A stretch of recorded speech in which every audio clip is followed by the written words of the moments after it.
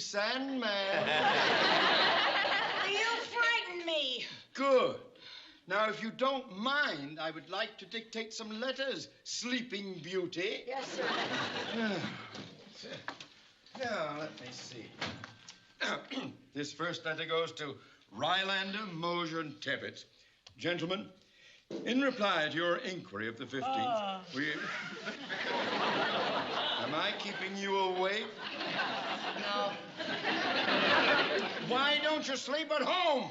I can't because my television set is broken. Now, what in the name of Rip Van Winkle has that got to do with it? Well, I have to watch television at night. It puts me to sleep. Well, why don't you get another one? I can't afford it. I'm not exactly working for Diamond Jim Brady, you know. You won't be working for anyone if you don't stay awake. I'm sorry. You Mr. Mooney, would you lend me some money to rent a set for a few weeks? No. I will, however, lend you a set. Oh, thank you. You're very sweet. I know. Now, you can pick it up at my house after work. It's a portable. Oh, thank you. Now, can we get back to work? Yeah. Good. Rhinelander, Mosier, Tebbit, gentlemen, in reply to your inquiry of the 15th, we are pleased to inform you that we will grant your loan. The interest can be amortized over a period of some...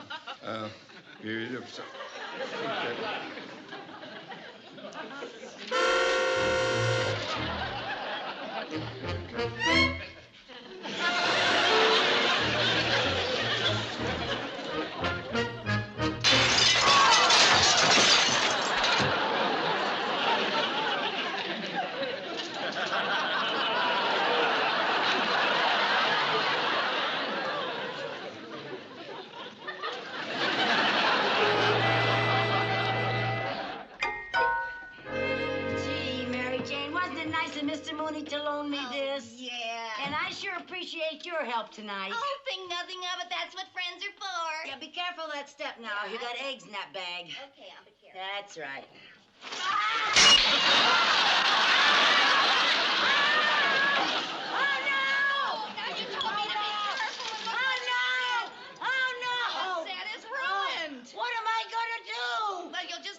Television up at my place.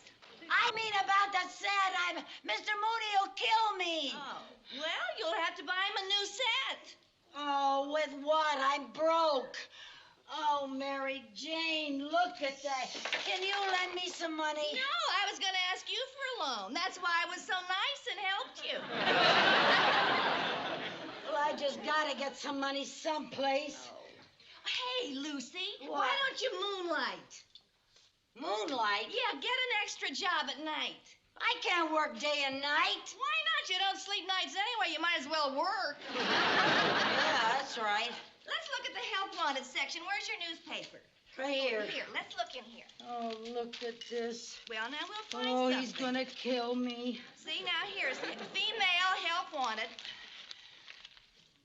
Hey, that looks interesting. Phil's Fat Boy Burgers. Girl wanted nights as car hop. No experience necessary. See? Salary plus tips. Hey, plus tips. Yeah. That sounds great. I'm going right down there tonight. Good. And if you get the job, I'll eat there every night. Well, that's nice, but do me a favor, will you, and let some other girl wait on you? Why? Because you're a lousy tipper. Lucy. Oh, you put that back together, will you?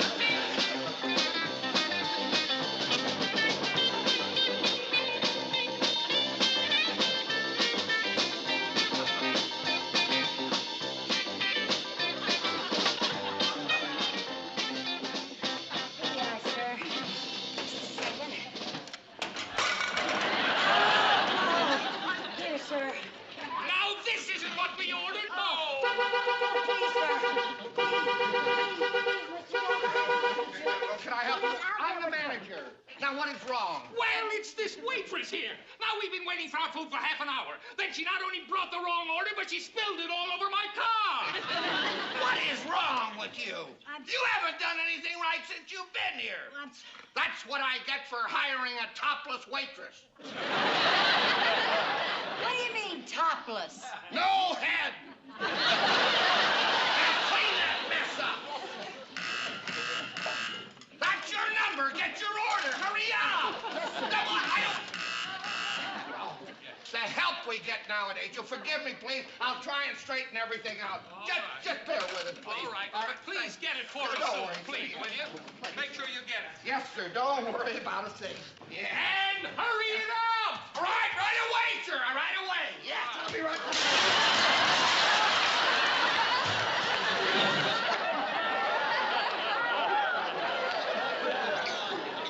Oh, my.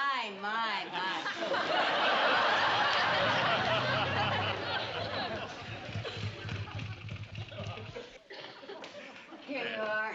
And I'm terribly sorry you had to wait so long.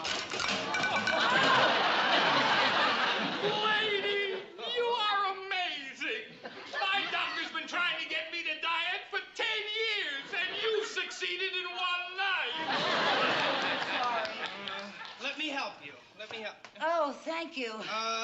Why don't you get what they want, and I'll finish cleaning this up. Well, now, that's very nice of you. Well, you seem to be having a tough time. And, besides, you remind me of someone. Someone very close to me. Oh, your girlfriend? No, my mother.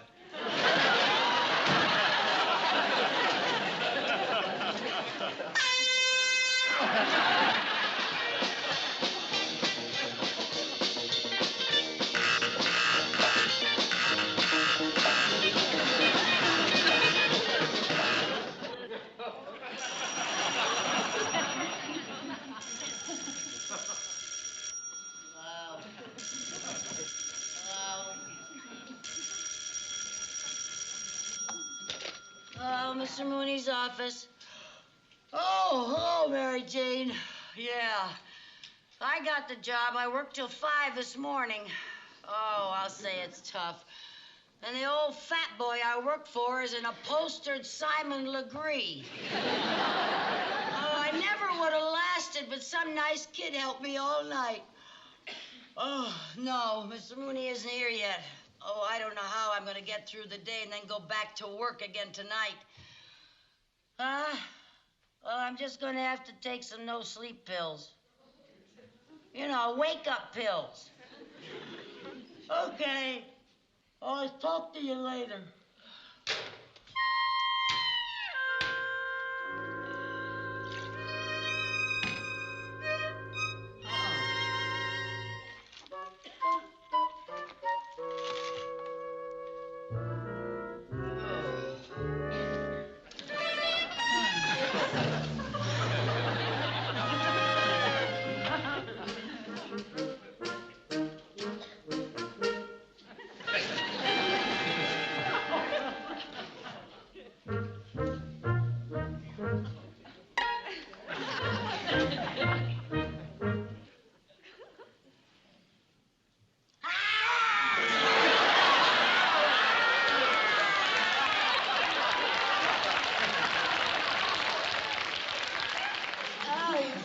Me. I'm sorry, I must have dozed off. I guess I haven't been very efficient lately. That is the greatest understatement since Noah said it looks like rain. Well, I'm sorry. Well, you should be. I thought when I loaned you a television set, you'd do your sleeping at home instead of here in the office. So did I. And will you stop yawning? I can't help it. Well, you'd better do something to help yourself. I tell you.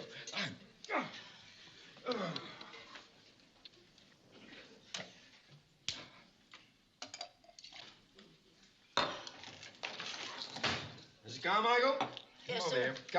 Come over here. Come over here. Come on. Now, hold out your little hand. Oh, that's it. Now, I want you to take those. What are they? They're wake-up pills.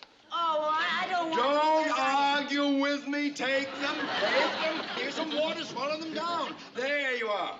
That's good, girl. That's fine. There. That's good. Now, thank you, sir. In a few minutes, I'll be my usual self again. Oh, I don't want that. I want some work out of you.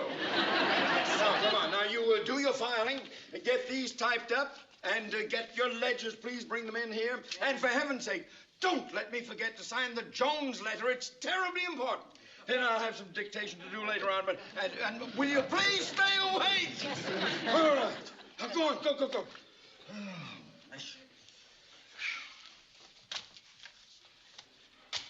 Oh.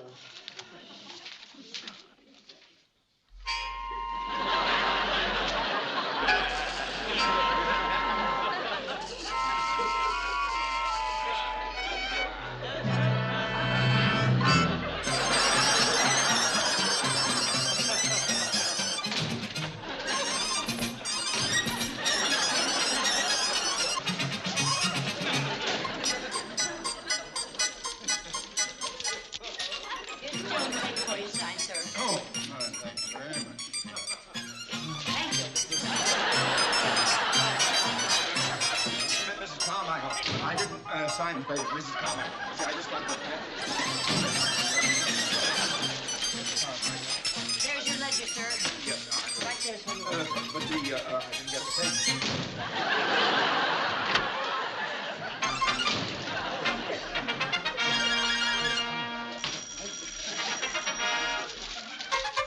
Mr. Mooney's office, yes, sir. I'll tell him goodbye. That was Mr. Cheever. He wants you in his office for a conference at 2 o'clock. I'm going for my coffee break. Oh,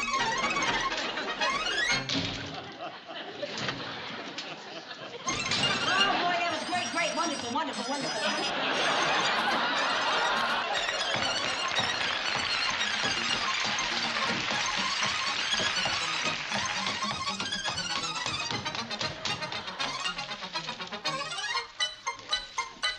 There you are, Mr. Mooney. Could you please sign those?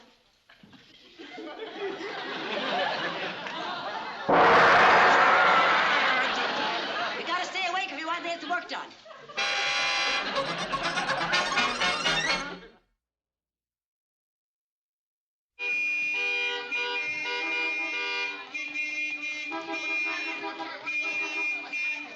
What's wrong? We've been waiting here for 45 minutes. Now, where's our order? Oh, I'm awfully sorry. This is ridiculous. Watch. Well, I mean, We'll we've be been right sitting out here. there. I'll take care of it personally. Please, yeah. Don't worry. I'll take care of everything.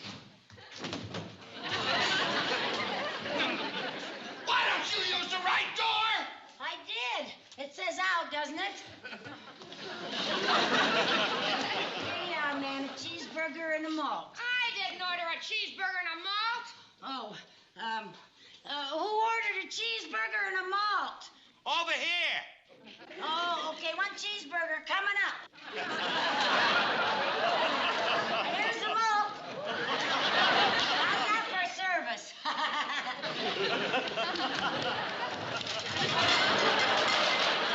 Now look what you did. What I did? Now look, Typhoid Mary. You've been here just 2 nights, and you already hold the West Coast record for broken dishes. Yes, sir. I'm sorry. Deduct it from my salary. What salary? Aren't you paying? You already owe me $26. Now clean up that mess. Yes, sir. Oh, my number's up. How I wish it were.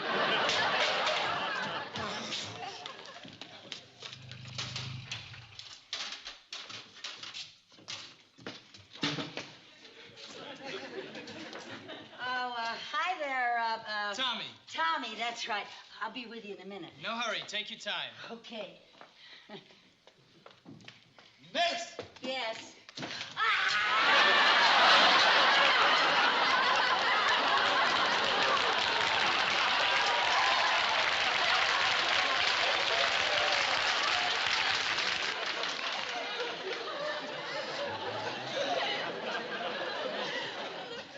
What will you have, Tommy? I want a rare hamburger with everything on it. A rare hamburger, everything on it. Right. Okay. Oh, and a Fat Boy malt. A Fat Boy malt coming up right now.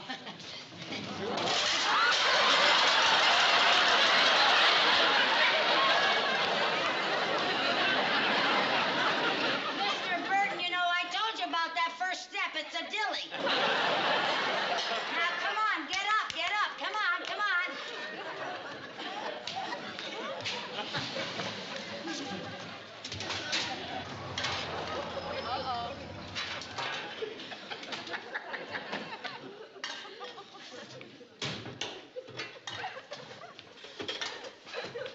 Excuse me, son. What's your name? Tommy Watkins. Do you have any identification? Yes, sir. May I see it, please? Yes, sir. What's this all about? Somebody answering your description was seen stripping a car last night. Oh, it wasn't me. I hope not, son. Well, I'm sorry. You're going to have to come down the station and answer a couple of questions. Oh, but I didn't do anything. If you didn't do anything, you don't have nothing to worry about. Now, let's get down the car. Well, can I take my bike? No, I'm sorry. You're going to have to come with us. Get your key. Let's go.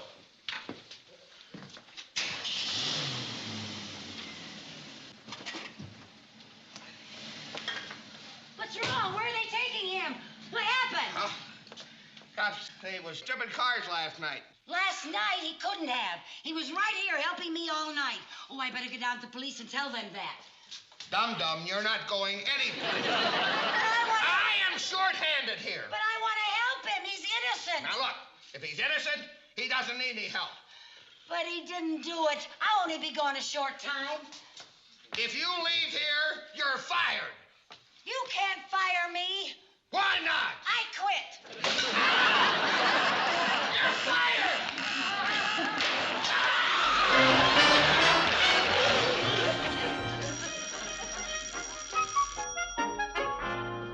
Mr. Mooney's office.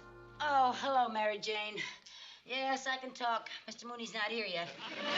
No, I'm not working there anymore. I got fired. Oh, some teenage boy got arrested, and I knew he was innocent, so I went over to the police station and I got him out of it. Well, it's a long story. I'll tell you later. What? Well, I'll just have to raise the money some other way. Oh, Mary Jane, I know honesty is the best policy. Yeah, but I just can't tell him, Mr. Mooney, I broke your television set. I just told him. Goodbye. What's this about breaking my television set? Well... Don't evade the question. Did you break it? Yes. You're fired. Ah! And stop crying. Oh, don't act like a baby. You've been fired before. But not from 2 jobs in one day. What do you mean, 2 jobs? I was moonlighting as a waitress at night, and it's all your fault. My fault? Why is it my fault? Because I had to earn the money to pay for your broken television set, and now you're firing me. Will you stop blubbering? All right, I won't fire you. Oh. That's nice of you. Nice my foot. If you're out of a job, you won't be able to pay me for my television set. That's what I mean. Well, how much do I have to pay you? Well, now let me see. I'll deduct $25 a week from your salary until it is all paid off. $25 a week? Well, that doesn't even give me enough to live on. What are you trying to do, starve me to death? Oh, don't give me ideas. Now then, we are going to go. Good morning. Oh, Mr. Cheevers, nice to see you. I didn't expect to see you at all, sir. I didn't come here to see you. I came to see your secretary. What has she done now? A wonderful thing. Well, if she has done anything to discredit this bank, you may be assured, sir. What did she do? Yes, what did I do? That boy you helped last night happened to be the son of one of our largest depositors, Walter Watkins. How did you know I helped Tommy last night? Well, his father called this morning to tell me how pleased he was to be associated with a bank who had so many civic-minded people in their employ. Oh, he was most appreciative, Mrs. Carmichael. Oh, I'm glad. And as a reward, he wants you to have this little gift. Oh, Mr. Watkins didn't have to do that. But he wanted to. Oh. Go on, open it up. Oh, yes, sir. Oh, Mooney, we should be very proud of this girl. She is a credit to our bank. I've always said that, sir. Oh, a television set. Oh, this is the nicest gift I've ever received. And I hope you enjoy it. Oh, I will. Mooney, she is a gem.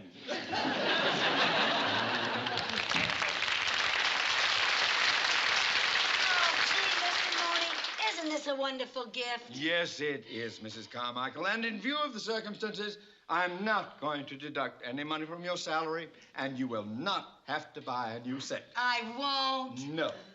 I'll take this one. Oh, no! You can't. It's mine. Very well. It's yours. Enjoy it while you're standing in line outside the unemployment office. Oh, okay, it's yours. Good. Now then, wrap it up again, and I'll take it home.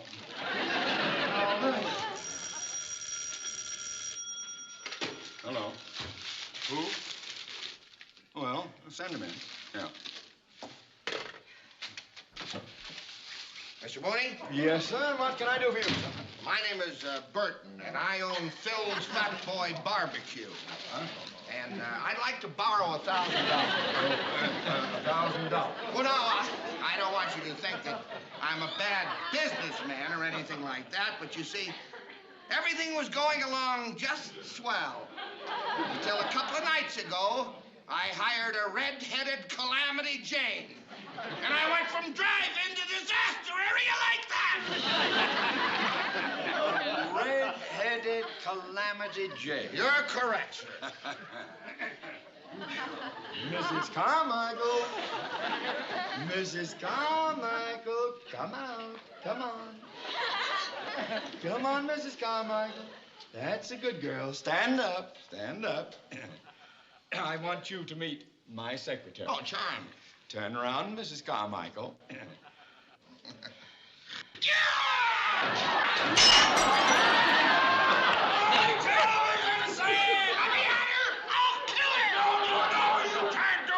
Oh, thank you, Mr. Mooney. You stand in line, I'll kill her first.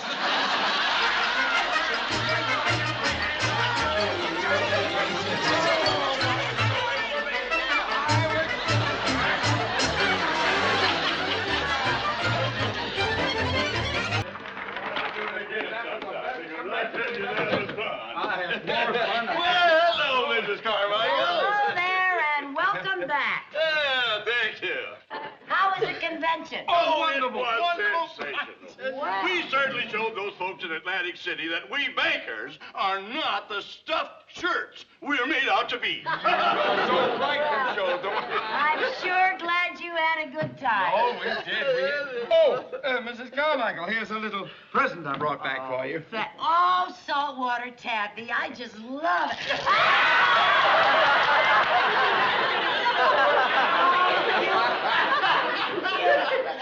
You are a good sport. Mrs. Carmichael, I have to hand it to you.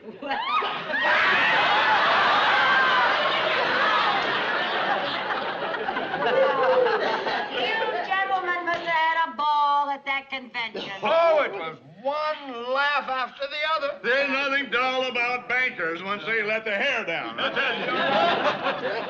Oh, but the real life of the party was old Teddy here. Oh, really? He was a riot. No kidding. Yeah, oh, in spite of the fact that we had to send for the doctor. Was he ill? No, we couldn't get the lampshade off of his head.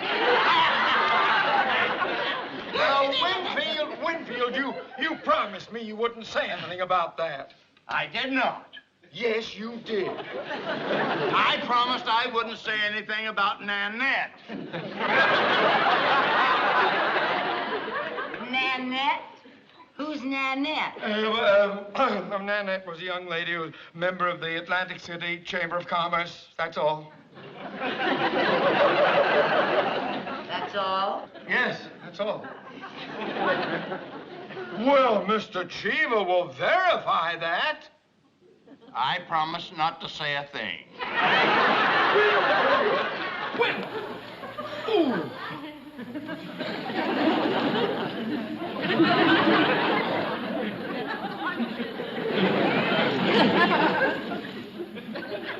Mrs. Carmichael, this young lady... Nanette. Well, she happened to be seated next to me at this dinner dance, you see. We dined together, but there were 14 other people at the table, 14. And then we did dance together once. And being a gentleman, I offered to take her home, and I had my cab drop her at her apartment, then take me to my hotel, and...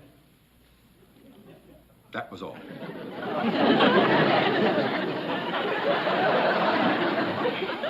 Well, Mr. Mooney, why are you giving me this big explanation? I'm not your wife. Well, I know, but in case my wife does hear about it, I want to have one good rehearsal under my belt. Well, I would certainly believe you. Oh, thank you. Mr. Mooney? Yeah? Telegram for you, sir. Oh, thank you. Oh,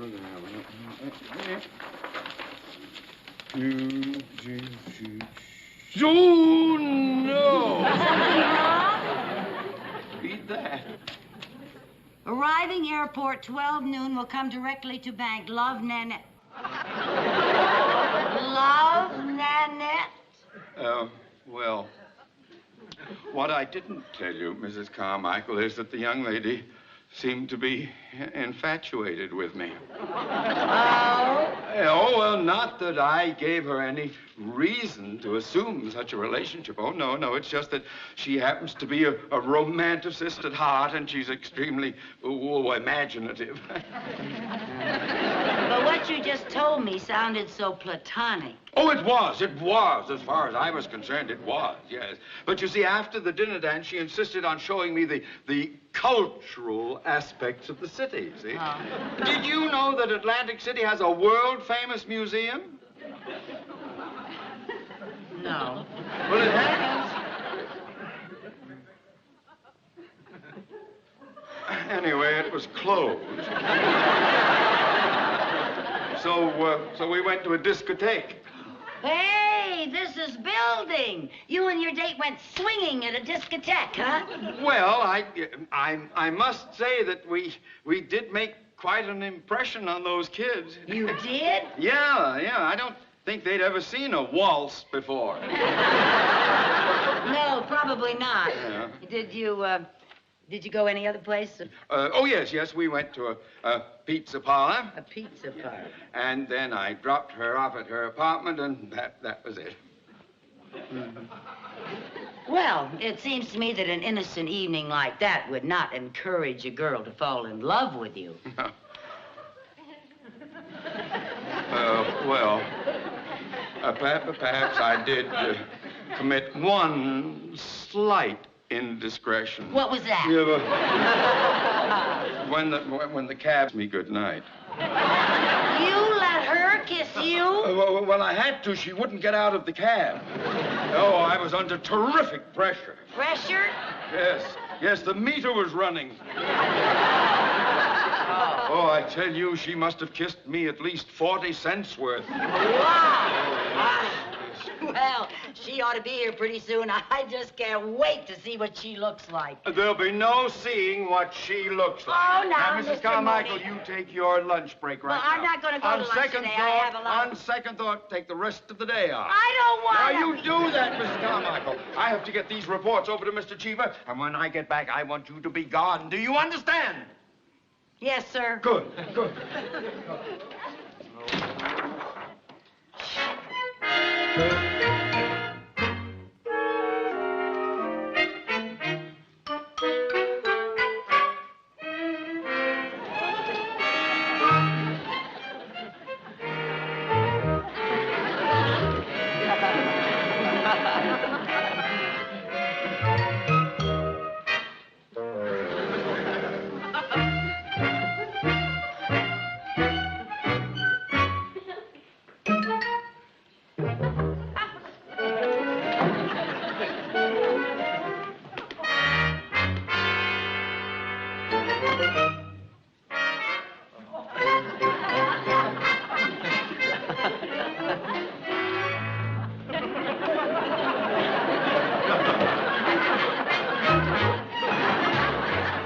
Mrs. Carmichael, I thought I told you to take the rest of the day off. I'm just leaving. Yeah. I'll be seeing you.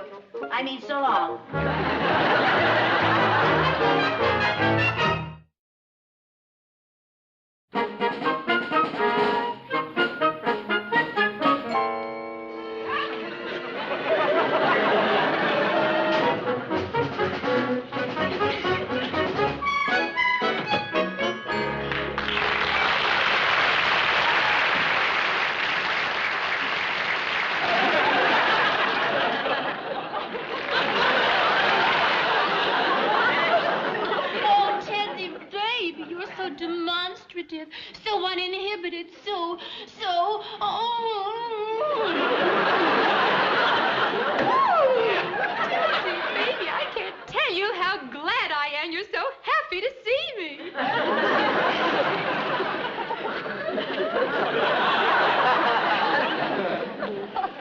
What brings you to California? Wings of love. I just couldn't bear being away from you. Nanette, there's been a slight misunderstanding here. Oh, we'd better have a talk. Oh, hey, won't you sit down? No, not here! Please. Oh. Now, Nanette, I'm very concerned about this infatuation. Infatuation? The fact that you seem to be in love with me. But that isn't important, Tedsy, baby. Oh, it isn't? No, the important thing is that you're in love with me. I am? Of course you are, darling. A woman has a way of knowing things like that. Like that time in the pizza parlor. When you were so romantic. Romantic? I was very reserved. As a matter of fact, I distinctly recall ordering separate checks. That's what I love about you, Ted. You don't try to obligate a girl. Oh. Well, no.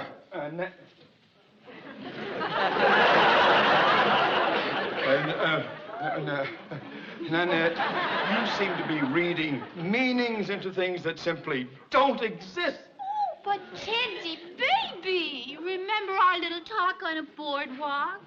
A man has to really care about a girl to discuss things that are so, intimate and personal.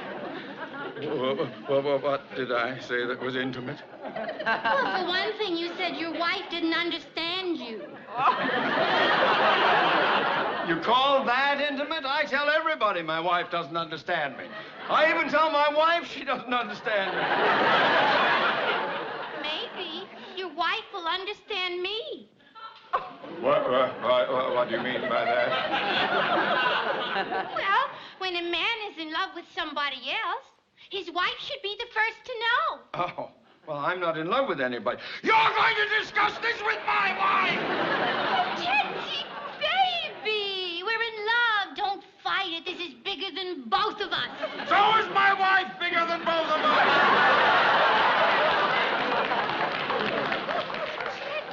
Yours seems to me like it's a one-sided marriage. Marriage is supposed to be a two-way street. Well, mine happens to be a freeway with no off-ramp. Now, look, Nanette, I'm trying to tell you that I'm not in love with you. Oh, you're not trying to tell me, Tedsy, baby. You're trying to tell yourself. I know you'll never forget that magic moment in Atlantic City.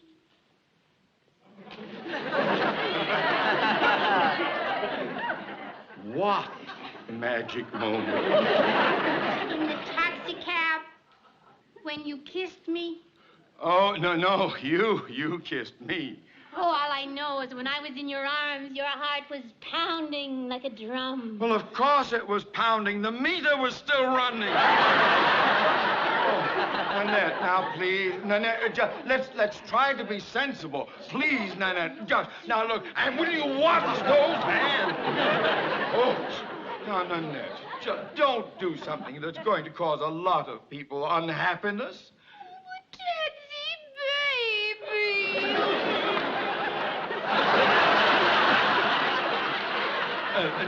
Nanette, excuse me, just a moment. Don't leave me. No, you wait right there. I'll be right back. Don't leave me. Right back.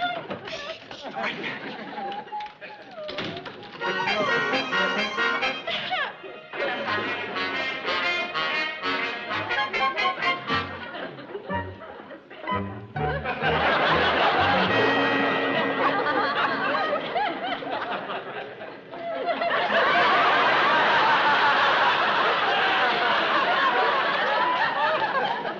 I thought I told you to get lost. You ought to be glad I was here.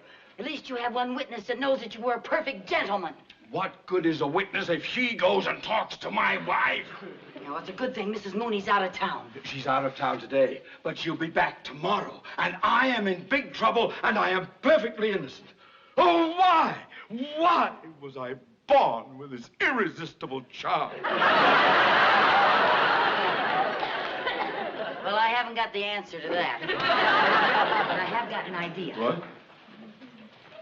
Now, listen. Yeah? As long as this poor soul insists on making a soap opera out of this, maybe I could be your wife. You could what? I could be your wife. And then you let her go over to your house, and I'll say I'm Mrs. Mooney, and I'll get rid of her. Say, that might be the answer. Now, look, you didn't tell her what Mrs. Mooney looks like, did you? Yes, yes. But fortunately, nobody ever believes me.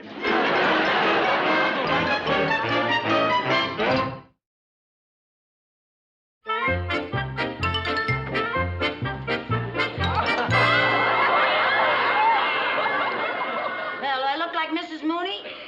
Yeah. When she was sweet 16. Oh, she's here. She's here.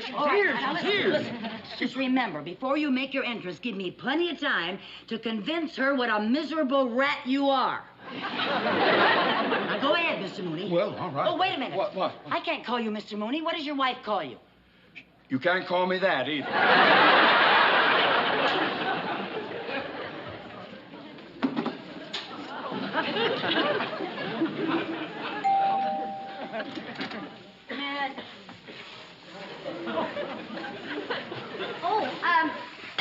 Excuse me, is Mrs. Mooney at home? I'm Mrs. Mooney. You are? Yep. Have been for 30 years, 7 months, 3 weeks, 2 days, 4 hours, and 27 glorious minutes. Well, my name is Nanette Johnson. And you came to see me about my husband. How did you know? Oh, well, it's the same old story. Another convention, Atlantic City. That's where I met him. On the boardwalk? No, under the boardwalk. Oh, boy, the price I pay for being married to a man as attractive as my Theodore. After every convention, there's always another poor butterfly like you flitting around. Mrs. Mooney, now, please understand, I am not a designing woman. I didn't intend to fall in love with your husband. It just all started out so innocently. Yeah, it always does. I first realized that I cared for Teddy when I was in his arms and we were dancing. He waltzes divinely. Yeah, he waltzes no matter what the band is playing. Oh, what's wrong? Oh, I keep forgetting about my injury. I'm just recovering from a broken collarbone. But how did it happen? One morning his coffee was cold. You mean he beats you? Oh, no, just gives me a little karate chop now and then. But I just can't believe that my Tedsy baby could do anything violent. Was it in the heat of an argument? Oh, no, Theodore's too much of a gentleman to argue in front of the children. He waits till they're not looking, and then pow! Did you say children? Oh, didn't he mention the children? No. How can you forget 12 kids? Well. Yeah. Well, Mrs. Mooney, if he's such a monster, why don't you leave him? Oh, that would be the coward's way out. Besides, it wouldn't be fair to a girl like you. I don't think you could take a karate chop.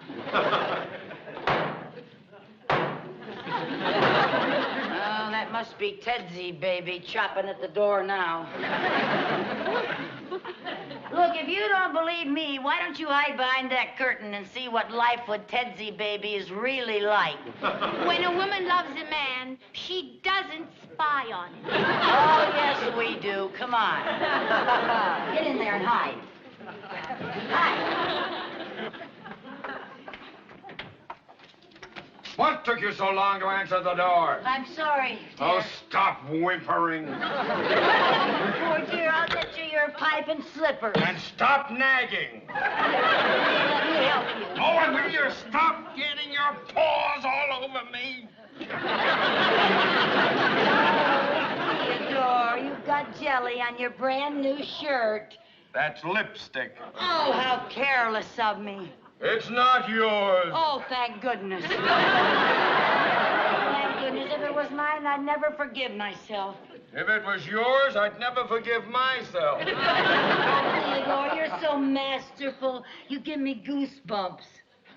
It'd look better on a goose. Thank you. Thank you. Oh, Theodore, you remembered my birthday. I did not. No? This is a little gift I brought home for Duke. For your dog? Yes, vitamin-packed dog biscuits. Oh. Where is my doggy? Well, I dropped him off at the vet's to be shampooed and trimmed, and he'll be ready tomorrow. What? How could you? You know I hate to come home to an empty house. Well, I was hoping you might like to be alone with me on my birthday. Yeah. Theodore, why do you have to be so irritable? Because after a hard day's work, I like to see my dog. You know how I like to work out with Duke before dinner. Well, I'll work out with you. All right.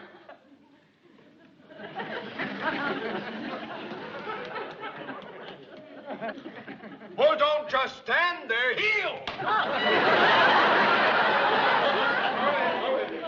There we are. That's a good. Steady, Duke. Steady.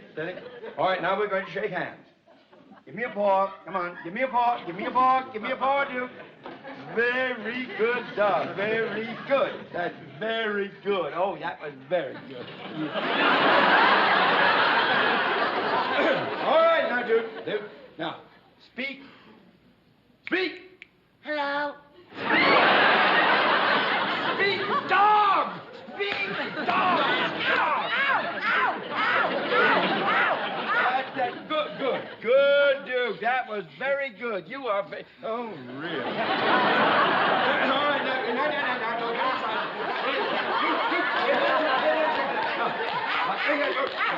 now, lie down, Duke. Lie down. Roll over. Oh, that was very good. You are very good, dog. Yes, you are. Now, Duke, now, steady. Oh, stay, Duke. Stay. Stay. Now. Oh, I knew this would get you. I knew. All right. Now, pay attention, Duke. Watch the ball. Get the ball, Duke. Very good. Oh, that was very good. All right, now, sit up. Hold it now, Duke. Hold it. That's good. I'm going to give you a little reward. All right. Now, don't get excited. All right, Duke. All right. Now. All right. Now, hold your head up. You know how we do this now, Duke. There we are. There. Steady. Now, eat it. Eat the biscuit. Do I gotta eat it? Yes, you have to eat it. Of course you have to eat it. Now, Duke, you know very well you have to eat it. Well, it's hard. I'll break all my teeth. I don't care about that. Your teeth are... You just eat it. Come on, eat that.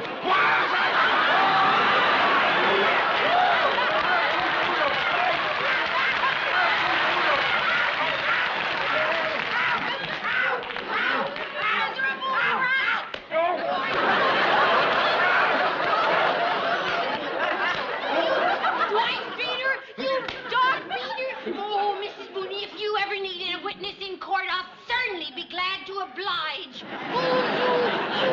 Convention Casanova!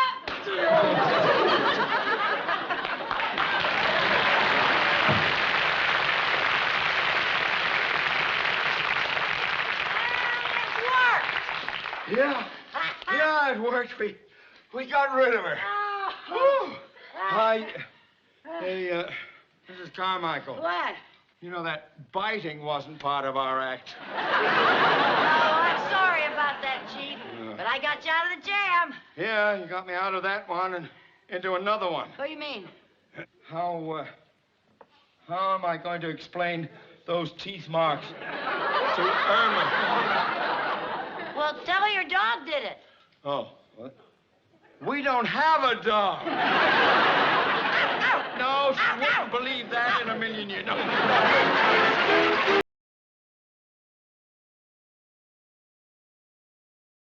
Here you are, you little darlings. Here's your din-din. Come on. Come and get it. It's up here.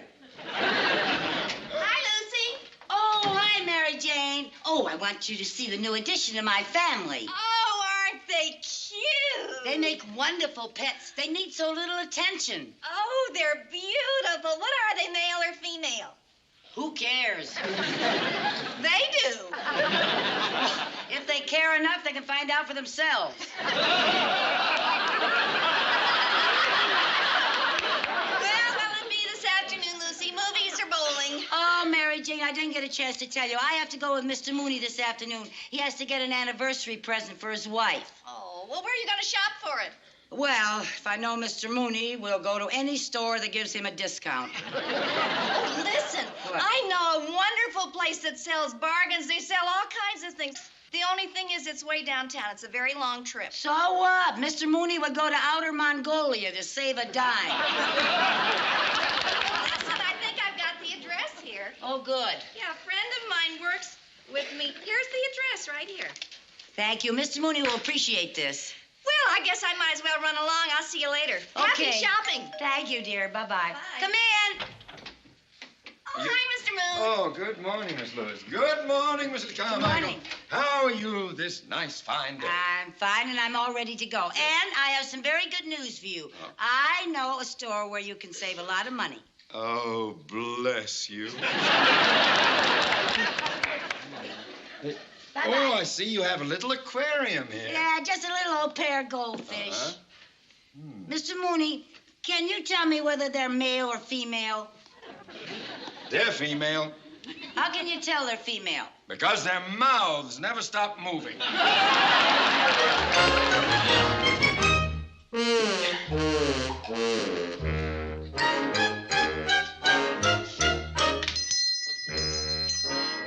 Harry? Oh, Harry? Hello, Frank.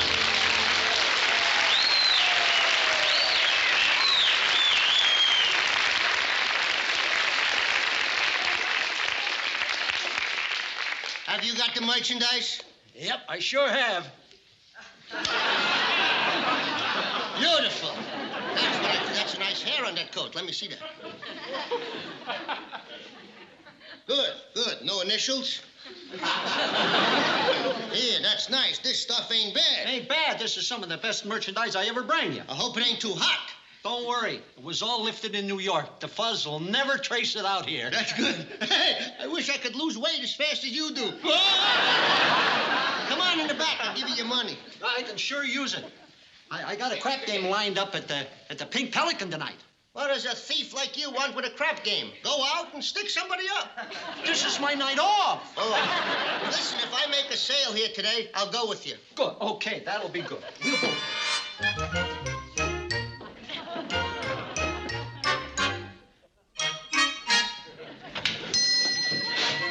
This is your number.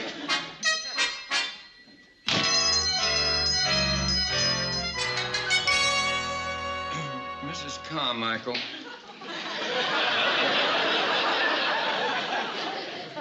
I am not averse to saving money, but I certainly didn't expect the store to look like this. Well, they just don't waste money on fancy decorations, but they do seem to have everything here.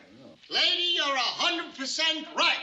Our motto is, if we haven't got what you want, ask for it. And we'll go out and pick it up for you. Now, what can I do for you folks? Well, I want to buy a gift for my wife. It's our anniversary. Congratulations, lady. Oh, no, I'm not his wife. Oh, it's one of those deals. You know, you don't look the type. He does, but you don't.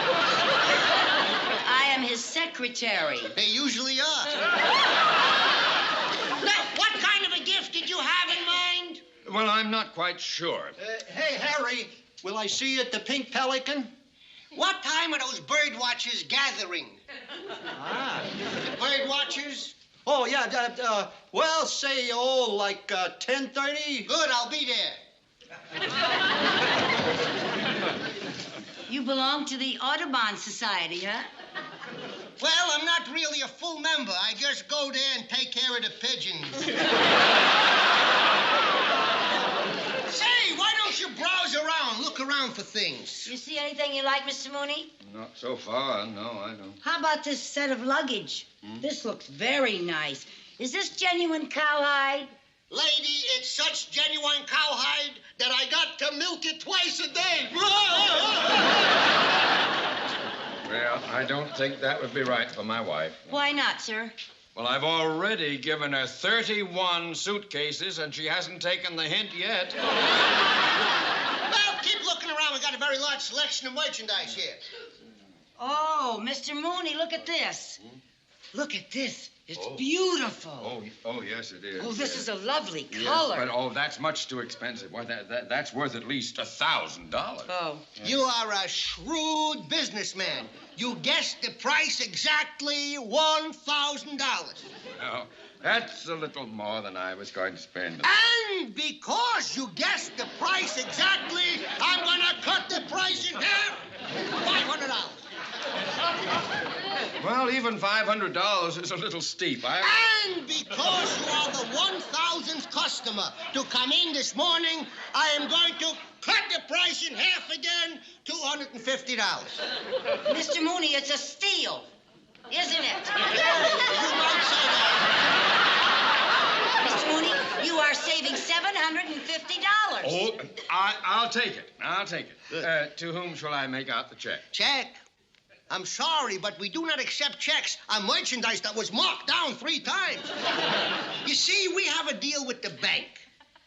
We don't take no checks, and they don't sell no furs.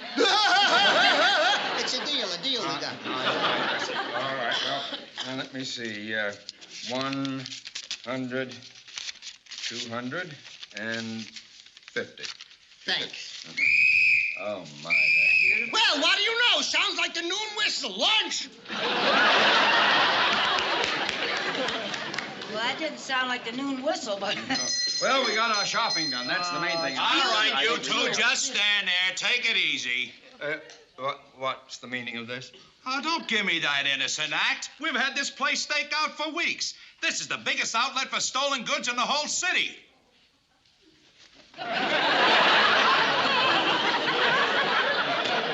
Thanks. I'll just take this along as evidence. Come on, now, let's go. Well, now, just a minute, officer. We haven't done anything. I can explain it all. You can explain it all down at headquarters. Come on, let's go here. Come on, you two. Faith and begorra now. Such a fine, brothable lad like yourself wouldn't be after arresting a colleen like myself, would you now, Officer Murphy? Or could it be Houlihan? Or is it O'Brien? It's Shapiro.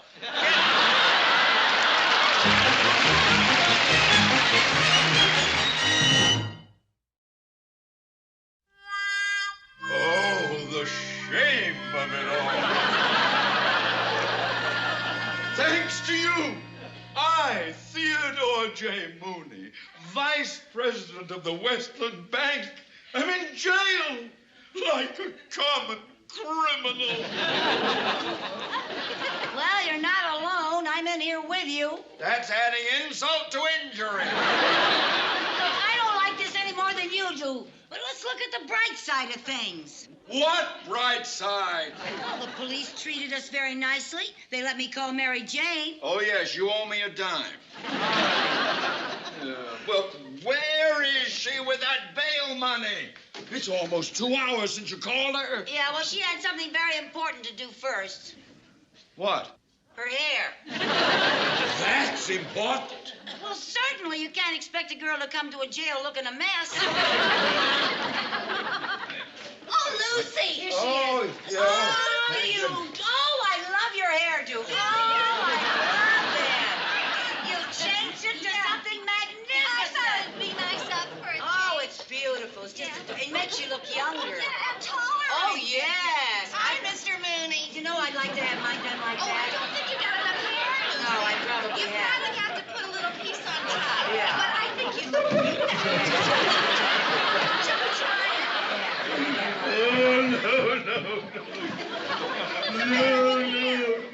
I think he's stir crazy. Come on, Mr. Mooney, calm down. Oh, calm down, you two. Talk about Come on. All right, you two can leave now. The lady paid your bail. Nah, you see, I told you everything would be all right. Everything's all right, she says. I have wasted an entire morning, lost $250, and you say everything's all right? Well, now, you won't lose the money. Just go see Harry Barton and ask for your money back. Oh, Mrs. Carmichael, don't be naive. We have seen the last of that crook. Oh? Oh, wait a minute. I know where he lives. Oh, good. Yeah, a girlfriend of mine dates him. He lives at the Valley Vista Arms. Oh, fine. Mr. Mooney, you go see Harry and demand your money. Come on, let's go home. I want you to fix my hair like this. I'll see you Monday, Mr. Mooney. Just a moment. You are going with me, and you are going to demand my money back. That's a man's job. Why should I do it? Because he won't hit a woman.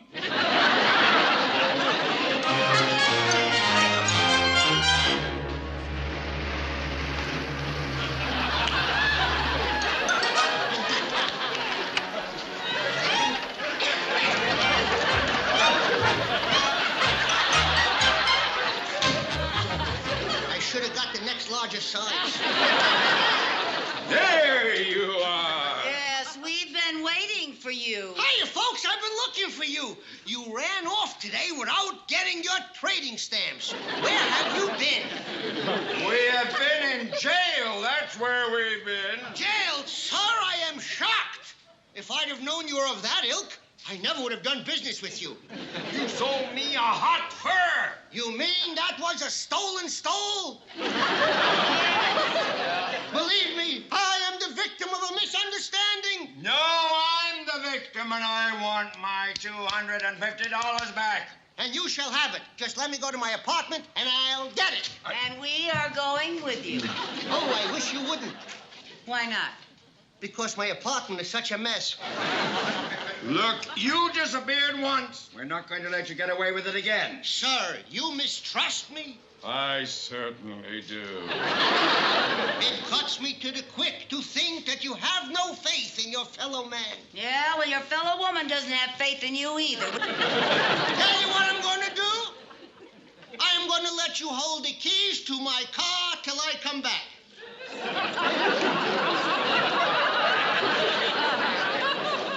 That seems like adequate collateral for $250, yeah? Thank you. I'll be back in a flash with your cash.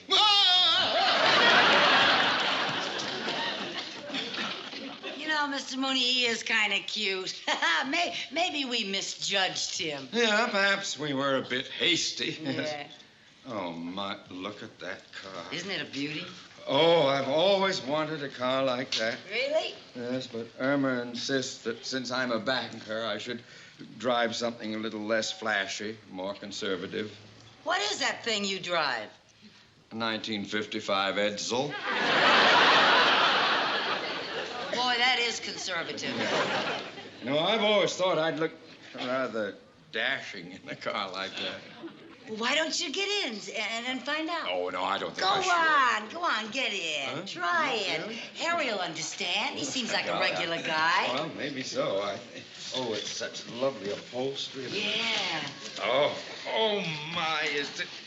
Oh, and does it feel comfortable? Yeah, really, you look great. You should have the helmet on, you know, with your goggles and everything. Okay, you. Out of the car. Out. Well, now, officer, if this car is parked In a no parking zone. It isn't my fault, you see. It isn't my car. Yes. I know it isn't your car. It's stolen. Let me have the key. Well, yes, certainly the keys. They belong to... Here you are, Joe. Take care of it. Up there. Come on, I'm taking you in. What? What do you mean? Come on, let's go. You too, lady. Why are you... What for? Yeah. For possession of a stolen car.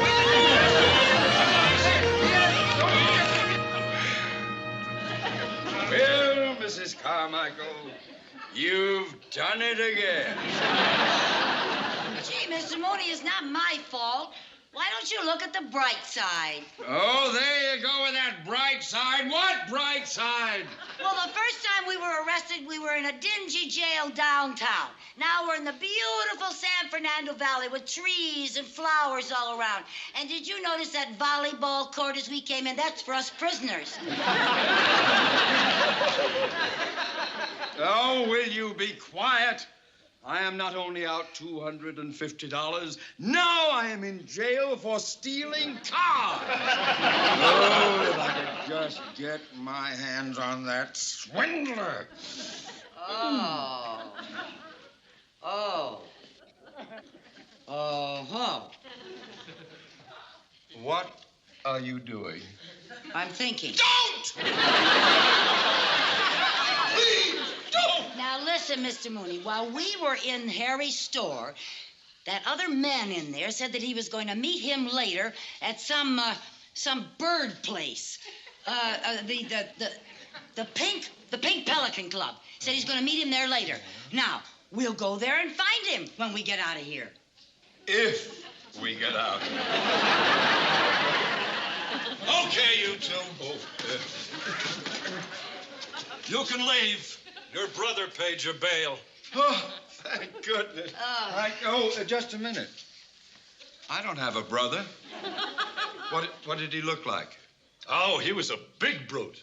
Yeah, he was about 6'3", weighed 250 pounds, very muscular and tough looking. That's my wife.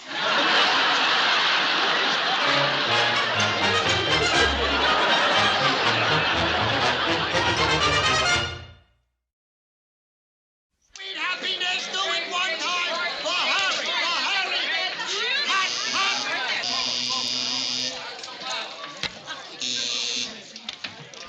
Yeah? We're here to see Harry Barton. Come on in.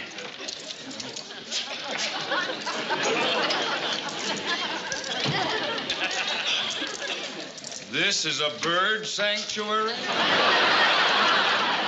Well, maybe they keep the birds in the back. This is a gambling joint. Let's get out of here. Now, wait a minute. There's Harry. Why don't you get your money first, and then we'll get out? Oh. All right. Come on now, make one time. Come on, give me them. Hot, the man is hot. I want to talk to you. I'm busy now. You'll have... Oh, it's you two crooks. What's the idea of stealing my car? I stole your car? Aha, you admit it. Oh, I've had enough of this. I want my $250 back. And if you don't give it to him right this minute, we're going to report it to the police. All right. I will give you back your money, but I don't have any cash right now. I'll have to give you chips. Chips? What would I do with chips? You cash them in right over there. It's just like money. Oh, well, thank you. Good. It's a pleasure to have done business with you. Right over here, Mr. Mooney. Oh, look. What? You know, I've never played a slot machine. Now, Mrs. Carmichael, you are throwing your money away? Oh, come on. It's only a nickel. Well, only a nickel. Oh, if you just realize how important those little things are. In nickels. I got a jackpot! A jackpot! I got a jackpot! Oh, my head.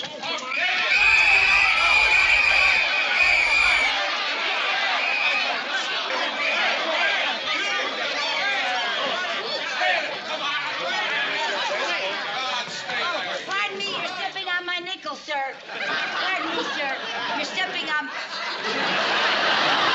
You're under arrest. I'm under arrest for what? For gambling. But, officer, we're not gambling. For What are those little things in your hand? Tiddlywinks? Get over there! Come on. Get over. Oh, Go I on. told Go along with you. Get over. You both of are the one. Get over there. Getting him in. Why did you bring me in here? I told you that you have.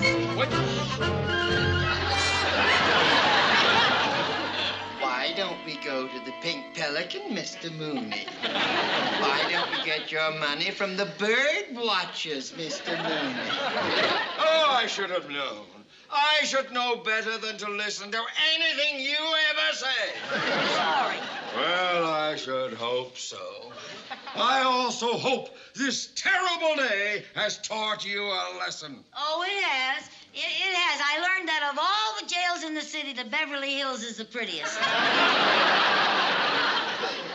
Mrs. Carmichael, we work for one of the most sedate banks in the country. And in less than 1 day, you have gotten us into more jails than Bonnie and Clyde.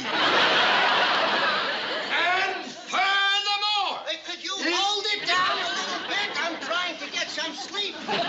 What's the matter with you? You act like you've never been in jail before. Oh, you keep out of this. This is all your fault anyway. Yeah, if it weren't for you, we wouldn't even be here.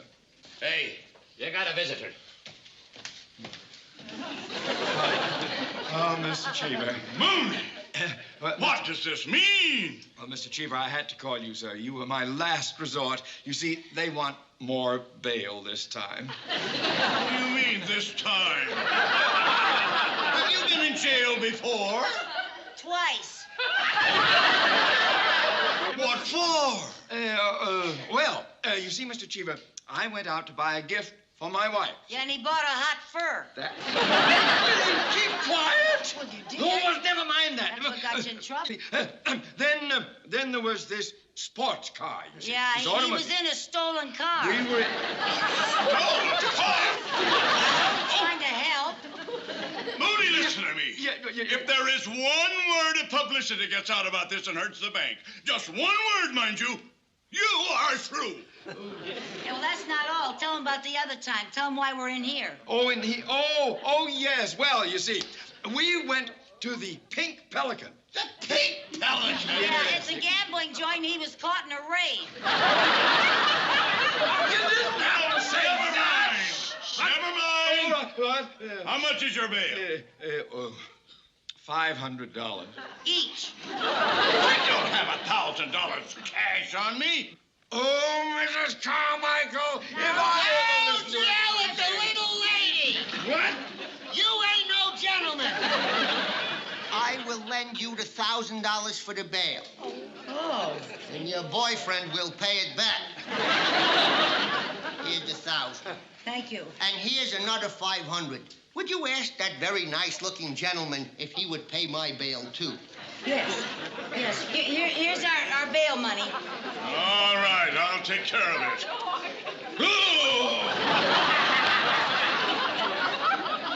Well, all's well that ends well. Oh, that's what I need. A red-headed Pollyanna. Why can't you be nice? Nice? After all the trouble she's caused me, you expect me to be nice? Forgive and forget. That's my motto. You're right. I guess this has been just a series of misunderstandings. Yes, it has. And thank you, Mr. Mooney. Oh, that's all right. Thank I guess you. I can lose my temper a little bit. Get in there.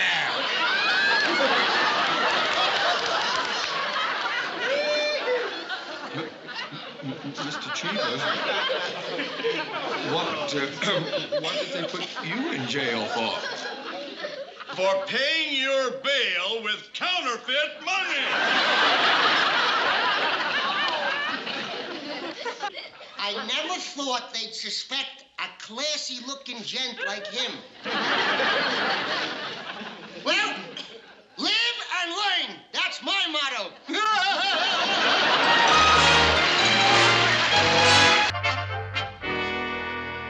Oh, gee, Mr. Mooney, I I'd be willing to work late every night if I knew you were going to take me to such a nice restaurant. Good evening. Oh, good evening, too, please. Oh, yes, of course, but I'm sorry. There'll be a small delay. Perhaps you won't mind waiting in the cocktail lounge. We'll wait right here. As you wish. Mr. Mooney, why can't we wait in the cocktail lounge? Because I know their tricks. They'll keep us waiting all night, so we'll spend a lot of money on drinks. Well, gee, couldn't we just go in and listen to the piano player and just maybe buy one drink? What, and have people think I'm cheap? Just one drink. Mrs. Carmichael, will you please stop arguing? I've had a very tough day today. But listen to me. Listen to me. What? We worked after hours. It wouldn't cost you a thing. You could put it on your expense account. You know that never even occurred to me. Well, don't just stand there. Let's go where the action is. I sit here? No, it's nice. You want to sit here? No, nothing. Why not? Well, then, let's go.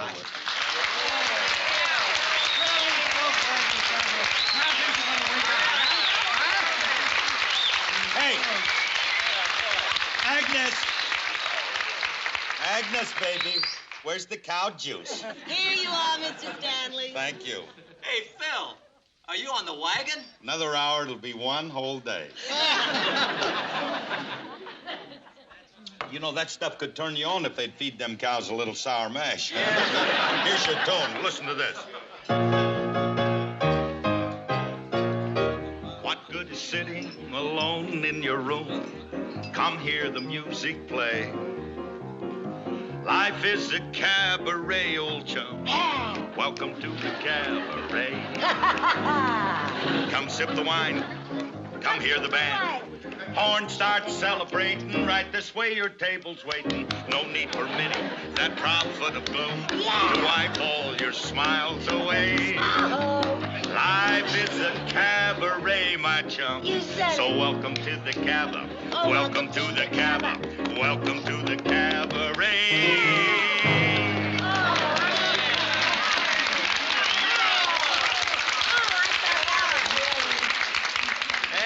You're beautiful. We got a live one tonight.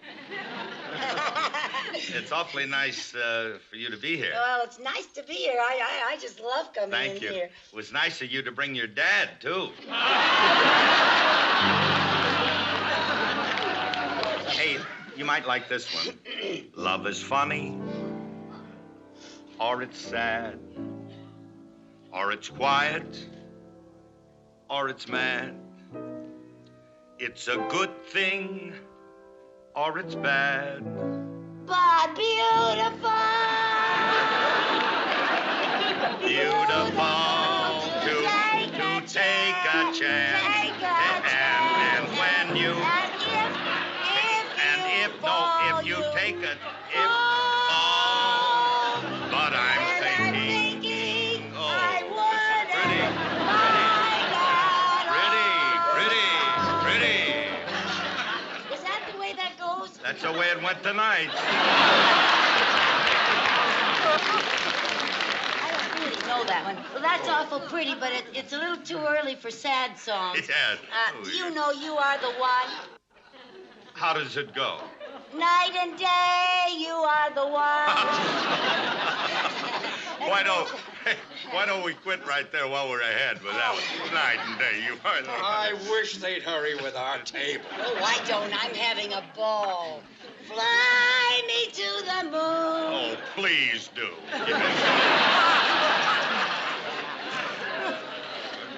Oh, Mr. Stanley. You get one Mr. like this. Stanley, pardon me. Oh, but yeah. do you know, is it true what they say about Dixie? Yeah, baby.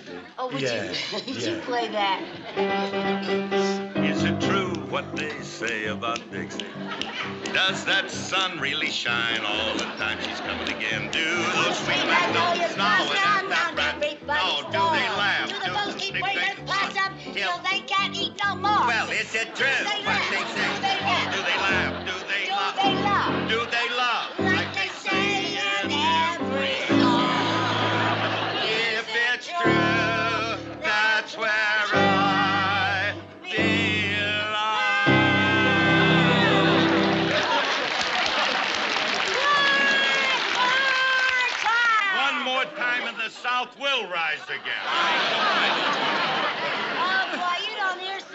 like that anymore. I'll go along with that, lady.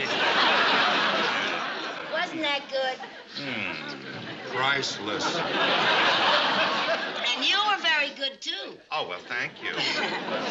What would you like to hear? Kate Smith.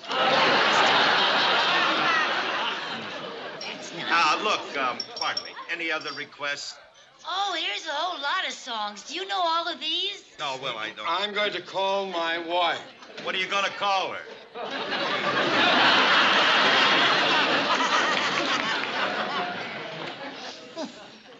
You know, I never thought I'd be saying this, but it'll be good to hear her voice. I know what you mean, Dad. Gee, there's some beauties here. Do you know this one? Look, honey, there's You some know of those. this one. There's You don't some know of them that I one? know. Phil, All right, I see you. Hey, excuse There's me, some. honey. Yeah, One minute. hurry back, huh? Can't you turn that dame off? I'm getting complaints. Look, I'm sorry, Ruby, but she wants to sing everything I play. Well, can't you play something she doesn't know? That ain't gonna be easy. I'll try. Well, try harder. Oh, hi. Oh, do you know this one? I love this. No, we got a lot. Look, listen to this one, will you? I think you'll like it. Will Oh, you, please? uh-huh. Watch this.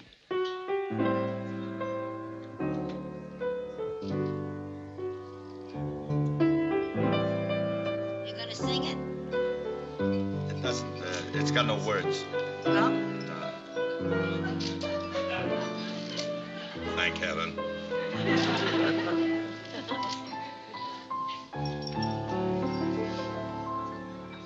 well, that's a very nice song. What's the name of it?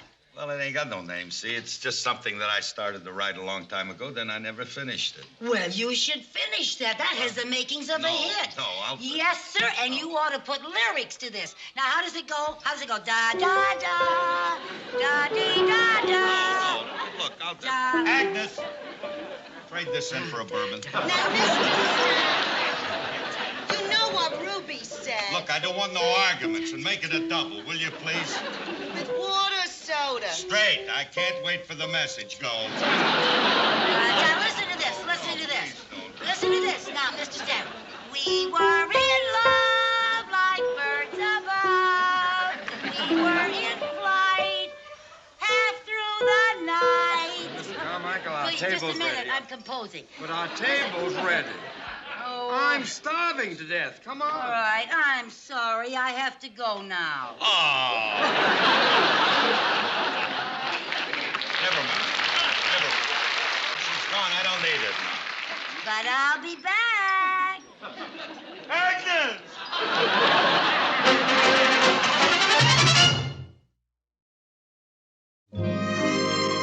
I hope you enjoyed your dinner. We certainly did. Yes, sir. Thank you. Mr. Mooney, can't we stop by the piano bar before we go home? No. Oh, please, I want to stay. I was having so much fun, and I promised him that I'd be back. Mrs. Carmichael, what you do is your own business. I am going home. Oh, Mr. Mooney.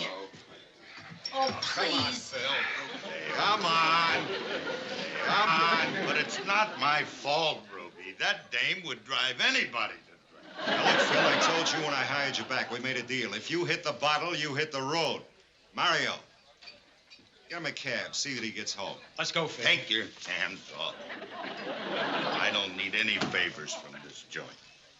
I can take care of myself. No, wait a minute. You're not going to drive in that condition. I have to. I'm too stoned to walk.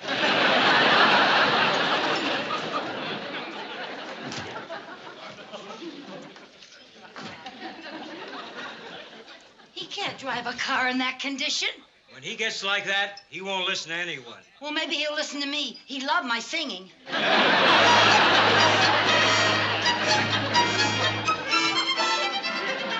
Careful of the rug. That's fine. That's fine. Thank you.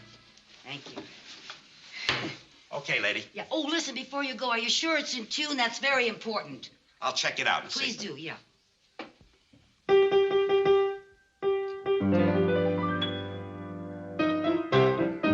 That's one of my favorites. Does the sun really shine all the time? Do the sweet magnolia blossoms like a fur from the Oh, no! I'm sorry I woke up your mother.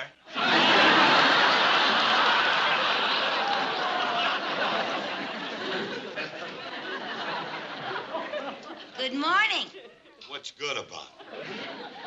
I was hoping this whole thing was a bad dream. How did I get here? Well, Mr. Stanley, when you left the restaurant last night, you were in no condition to drive. And I offered to take you home, but you couldn't remember where you lived. Let's look in my coat. Maybe it's written down somewhere. Well, I looked in your coat, and that's why I brought you here. When I was looking through your coat, I found this newspaper clipping. Phil Stanley, one of our most celebrated songwriters of the 40s, is another sad case of a musician who knew too many bars. I didn't know you were a famous songwriter. Look, that was 20 years ago. What happened? Well, now the whole scene has changed. My kind of music is out. Today, any kid that can lift a guitar and sing off key is making losers out of guys like me. Well, now I'm going to make a winner out of you. You are a great talent. What you need is someone to straighten you out. What I need is a drink, lady. Well, what you're going to get is breakfast. Breakfast? On an empty stomach? It'll do you good. Come on, eat your oatmeal. Oat? That's just what you need, something that'll stick to your ribs. Ribs? That'll stick to a wall. What are you going to do, hang some paper? Oh, now. Look, Mr. Stanley. I can't look at anything, lady, till I get an eye opener. You don't have to look at it, then. Close your eyes. Okay, I'm going to close my eyes, but I'm not going to open my mouth.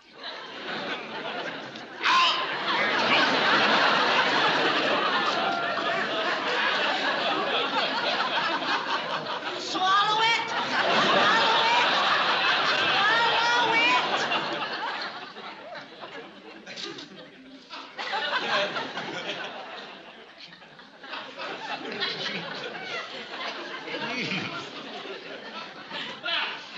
Now, that wasn't so bad, was it? I'll get even with you if it takes to the end of my life.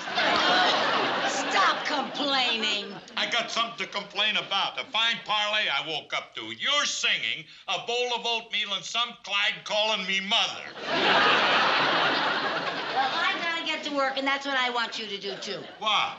Get to work and finish that song. What song? The song that you played for me last night, the one that you never finished. Now get to work and finish it. Hey, give me my pants. They are going with me. And you don't get your pants back until you finish that song. Lady, if you don't give me my pants, I'm going to report you to the police. Ha! You don't even know my name.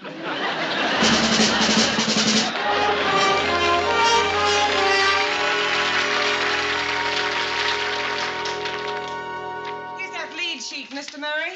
Thank you, Miss Carroll. But Mr. Murray's busy and you don't have an appointment. I'll make one. I'm sorry to barge in on you like this, Mr. Murray, but what I have to talk to you about is very important. Okay, I'll handle this. Now, miss, what's so important? Well, it's about Phil Stanley.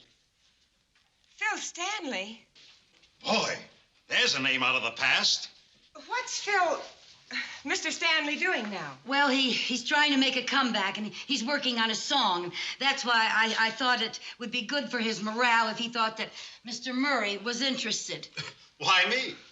Because, sir, I looked up all his old song hits, and I found out that you were his publisher. Yeah, Phil and I sure had a lot of winners together. I know. That's why I thought you'd be interested in helping him. Look, miss, Phil Stanley had a great deal of talent. Yeah, he could write a torch song or a ballad with the best of them. But when the trend in music changed, I changed along with it. But not Phil Stanley. Phil's the kind of man nobody could change.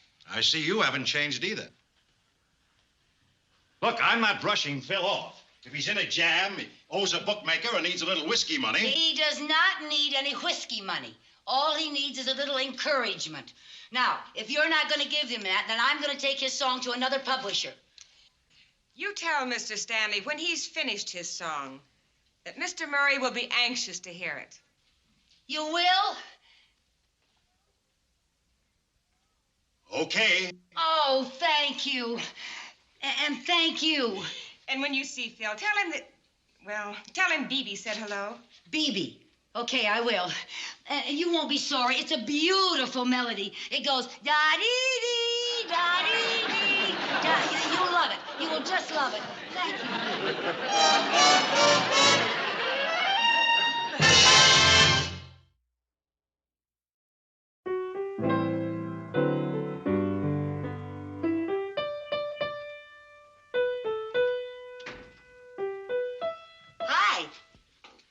I did it.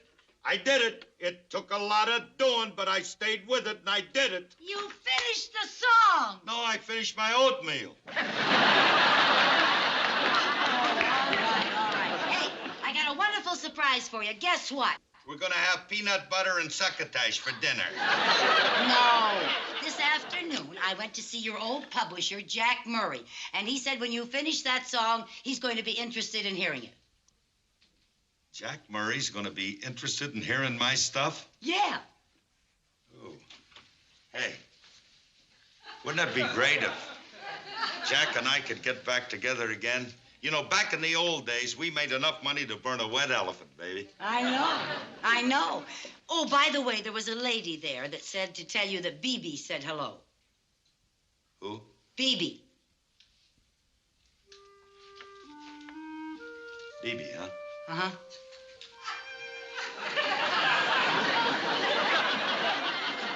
Is that her name, BB? Well, BB was a nickname I had for her. It was short for Blue Blood. Oh. She was one of those dames, you know, from a finishing school. She dug Rembrandt, Plato. She could read a French menu. She had a lot of class.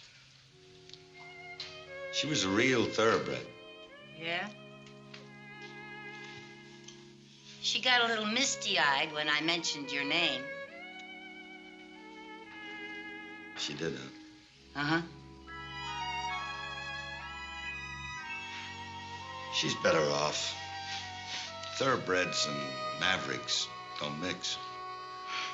Hey, let's get off that soap opera kick. I haven't thought of her in years. Okay. I want to hear your song. I told you it's not finished. Well, I want to hear what you have. All right, I got the first 16 bucks. Well, let me hear that. All right, you got it.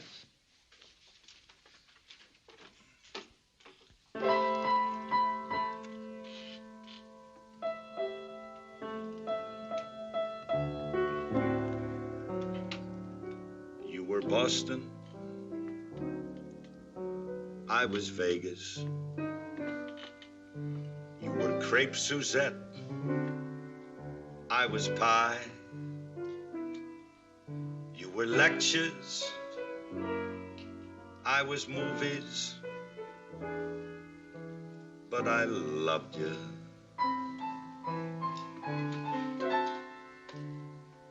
You were Mozart. I was Basie. You were afternoon tea. I was saloon. You were junior league. I was Dodgers. But I loved you. Morning, night, noon. You haven't thought about her in years, huh? Now, you stick with that and finish it. I think Mr. Murray's gonna like that.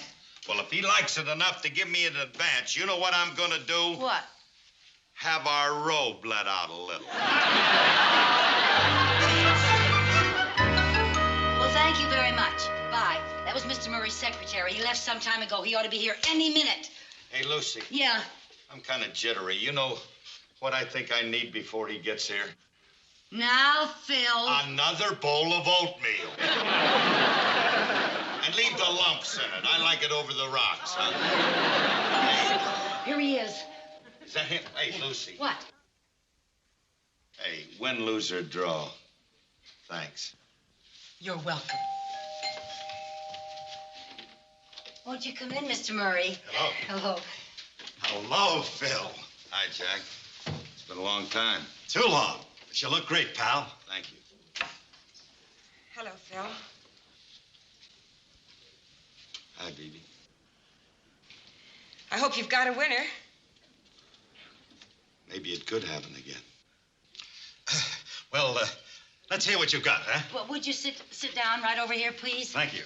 Right here, Miss Carroll.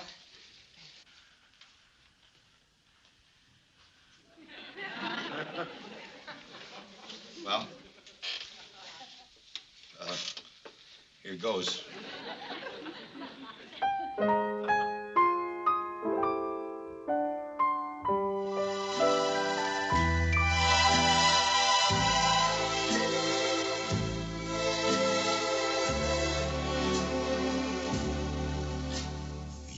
Boston.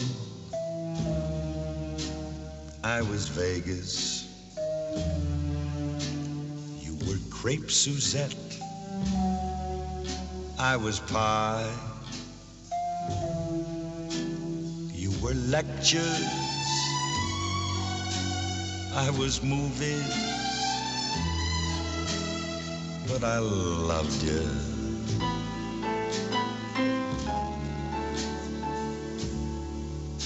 You were Mozart. I was Basie. You were afternoon tea. I was saloon. You were junior league. I was Dodgers. But I loved you morning, night, and noon.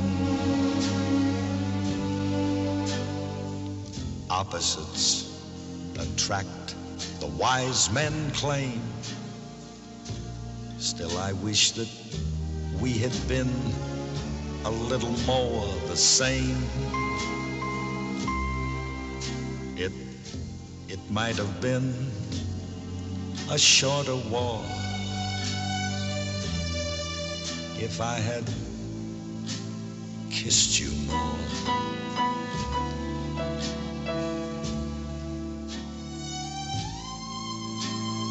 You were polo. I was racetrack. You were museums. I was TV. You did your best to change me, though you never knew quite how. But I loved you almost as much as I do now.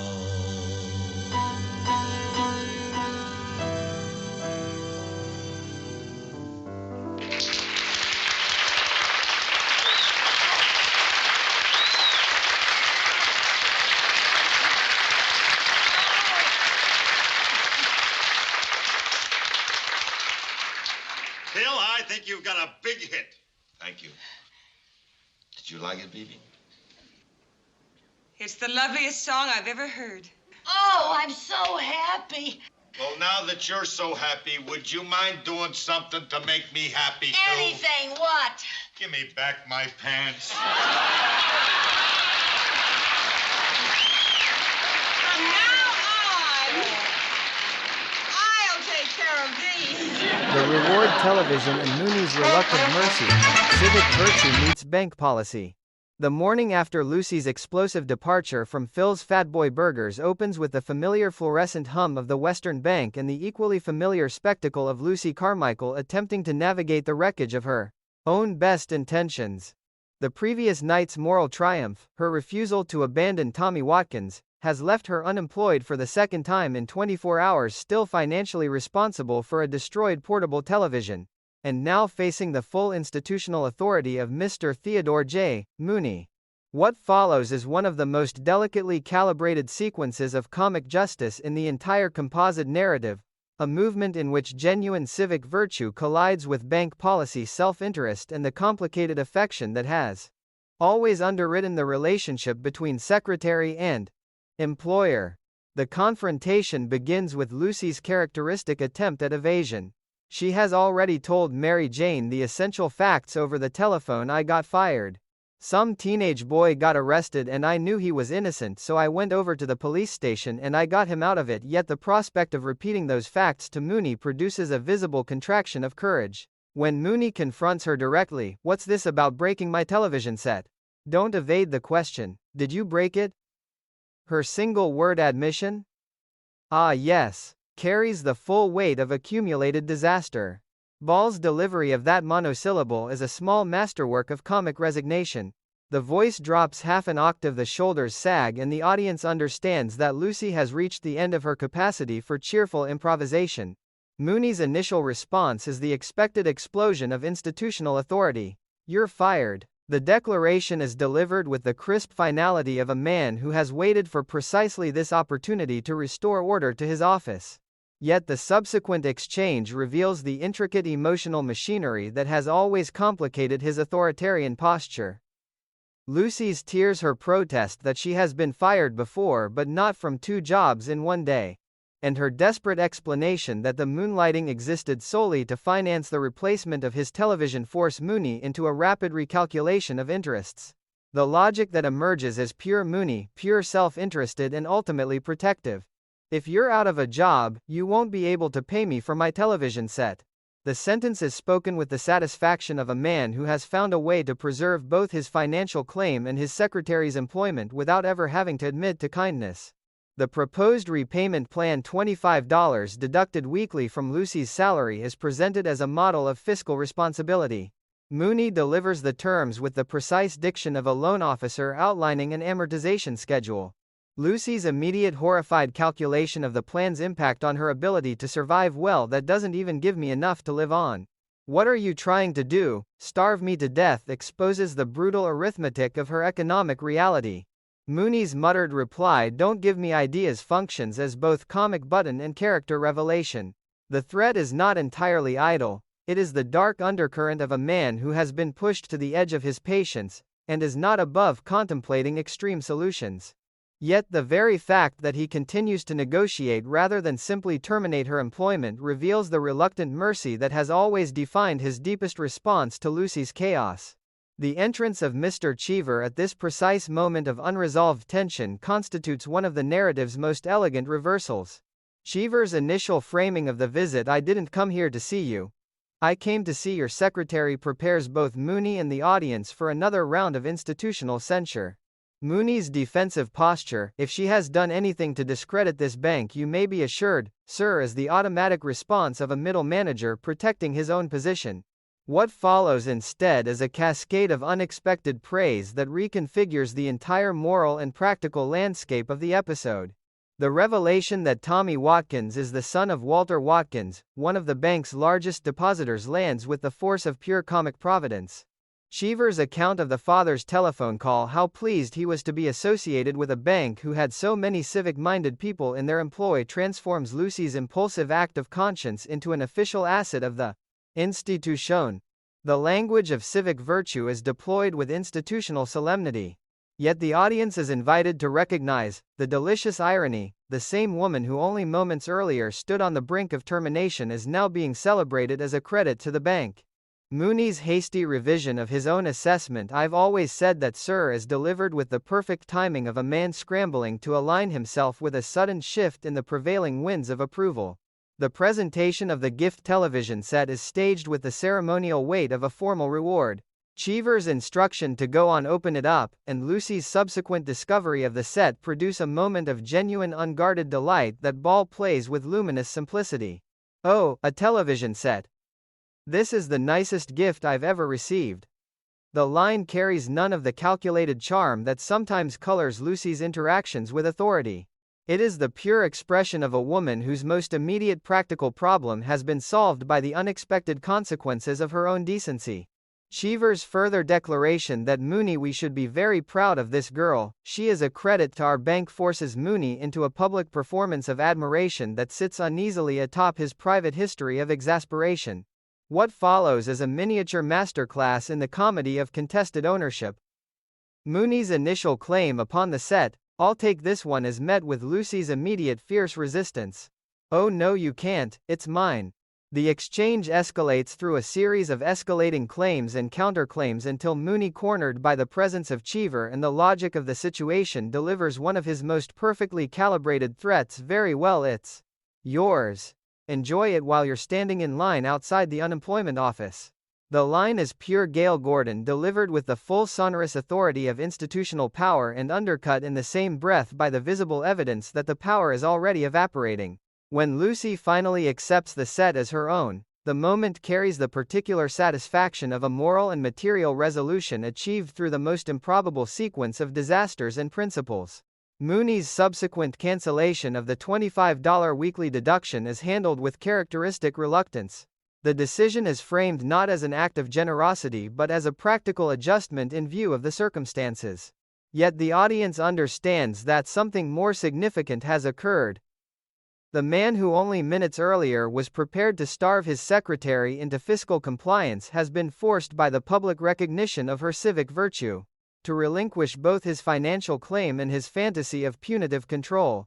The mercy he extends is reluctant, heavily qualified, and entirely consistent with the complicated affection that has always defined his relationship with Lucy. The broader thematic resonance of this sequence extends well beyond the immediate comic resolution. In the cultural context of 1960s American television, the spectacle of a working woman receiving institutional recognition for an act of individual moral courage carried a quiet but persistent progressive charge. Lucy's defense of Tommy Watkins required no strategic calculation of the boy's social connections. She acted from an immediate, unmediated sense of justice. That the universe of the series ultimately rearranges itself to reward that unmediated decency constitutes a form of comic providence that the narrative never attempts to justify through realism. Instead, it simply affirms the underlying moral logic of The Lucy Show. At its best genuine goodness, however chaotic, its expression remains the most reliable form of practical wisdom available to its characters. The performance work required to sustain this sequence is considerable. Ball must navigate within a single continuous movement the residual exhaustion of the previous night's double shift, the terror of impending termination, the genuine emotion of unexpected vindication, and the final fierce defense of her claim upon the gift television. Each emotional transition is marked by precise physical and vocal adjustments that never feel schematic. Gordon, for his part, must execute a rapid series of institutional pivots from punitive employer to reluctant protector to public celebrant of his secretary's virtue without ever losing the essential continuity of Mooney's character. The result is a duet of comic acting that rewards close attention on every viewing. By the time the new television set has been claimed and the threat of weekly deductions has been lifted, the first major movement of the composite narrative has achieved a provisional resolution of remarkable elegance. The broken portable set that launched Lucy into the chaotic world of night work has been replaced by a superior model whose acquisition required no financial outlay and whose moral provenance is unimpeachable. The second job that threatened to destroy her health and her standing at the bank has been discarded without lasting professional consequence. The innocent boy she defended has been restored to freedom, and his father's gratitude has been converted into institutional capital that protects Lucy from the very authority figures who most wished to punish her. Yet the resolution remains provisional, as all resolutions in The Lucy Show must. The same qualities of impulsiveness, moral absolutism, and practical incompetence that produced this particular happy ending remain fully intact and fully capable of generating the next cascade of disasters. The reward television stands in the office as both a symbol of justice achieved and a reminder that Lucy's relationship with the material world will never be simple. Mooney's reluctant mercy has preserved her employment for another day, but the fundamental tension between her chaotic humanity and the bank's demand for order remains unresolved and in the deepest sense unresolvable. That tension is the permanent engine of the series' comedy, and this sequence has simply demonstrated once again how richly and how humanely it can be made to run. The provisional calm that settles over the Western Bank following the resolution of the television crisis proves, as all calms in Lucy Carmichael's orbit must prove to be the briefest of interludes. The narrative now shifts its focus from Lucy's nocturnal misadventures to the unexpected consequences of Mr. Theodore J. Mooney's attendance at a bankers' convention in Atlantic City, a gathering that the institutional language of the period would have described as an opportunity for professional development and collegial exchange. What the convention actually produces is a cascade of personal embarrassment, romantic misunderstanding, and escalating farce that will test every resource of improvisation available to both Mooney and his secretary. The entrance of Nanette Johnson into the carefully ordered world of the bank constitutes one of the composite narrative's most sustained and inventive explorations of male vanity, female romantic fantasy, and the comic terror of exposure. The sequence begins with the return of the conventioneers and the ritual exchange of souvenirs. Mooney's presentation of saltwater taffy to Lucy is framed as a gesture of casual generosity, yet the accompanying conversation rapidly reveals the true texture of the Atlantic City experience. Winfield Cheever's enthusiastic account of the convention's social dimensions. We certainly showed those folks in Atlantic City that we bankers are not the stuffed shirts we are made out to be, establishes the central comic premise. The temporary suspension of professional dignity in an environment designed to encourage precisely such suspensions. The revelation that the real life of the party was Old Teddy and the subsequent anecdote about the lampshade that required medical intervention are delivered with the particular glee of a man who has witnessed his superior's loss of composure, and is not above mild public reminiscence. Mooney's frantic attempts to suppress the story. Winfield, you promised me you wouldn't say anything about that, only intensify the audience's delight. The lampshade incident functions as a perfect preliminary sketch of the larger disaster still to come, a momentary surrender to festivity that leaves lasting and visible consequences. The introduction of Nanette's name into the conversation is handled with exquisite delay and misdirection. Cheever's carefully qualified assurance that he promised only not to mention Nanette, followed by Mooney's desperate attempts to minimize the acquaintance. Nanette was a young lady who was a member of the Atlantic City Chamber of Commerce. That's all create a rising curve of suspicion that Lucy and the audience register with growing amusement. Mooney's extended explanation of the evening's events is a masterclass in the comedy of the guilty conscience. The insistence on the presence of 14 other people at the table, the careful limitation of the dancing to a single instance, the emphasis on the purely logistical nature of the cab ride, and the final catastrophic admission of the farewell kiss are all delivered with the precise diction of a man rehearsing a defense he knows is inadequate. The line, "She must have kissed me at least 40 cents worth," is pure gold, transforming the romantic encounter into a metered transaction and revealing Mooney's fundamental inability to process emotional experience outside the categories of cost and duration. Lucy's role in this early phase of the sequence is that of the amused, slightly skeptical confidant. Her observation that the evening as described would not encourage a girl to fall in love with you is both a genuine assessment and a gentle provocation. Mooney's subsequent confession of the one slight indiscretion and his justification, "I was under terrific pressure. The meter was running complete," the portrait of a man who has accidentally generated a romantic narrative he is entirely unequipped to inhabit. The arrival of the telegram arriving airport 12 noon will come directly to bank love. Nanette transforms the abstract possibility of embarrassment into an immediate and concrete crisis. Mooney's reaction is pure panic tempered by the residual vanity of a man who cannot entirely suppress a certain satisfaction at having inspired such determined pursuit. The physical comedy of Mooney's attempts to clear the office of witnesses is staged with the precision of classic farce.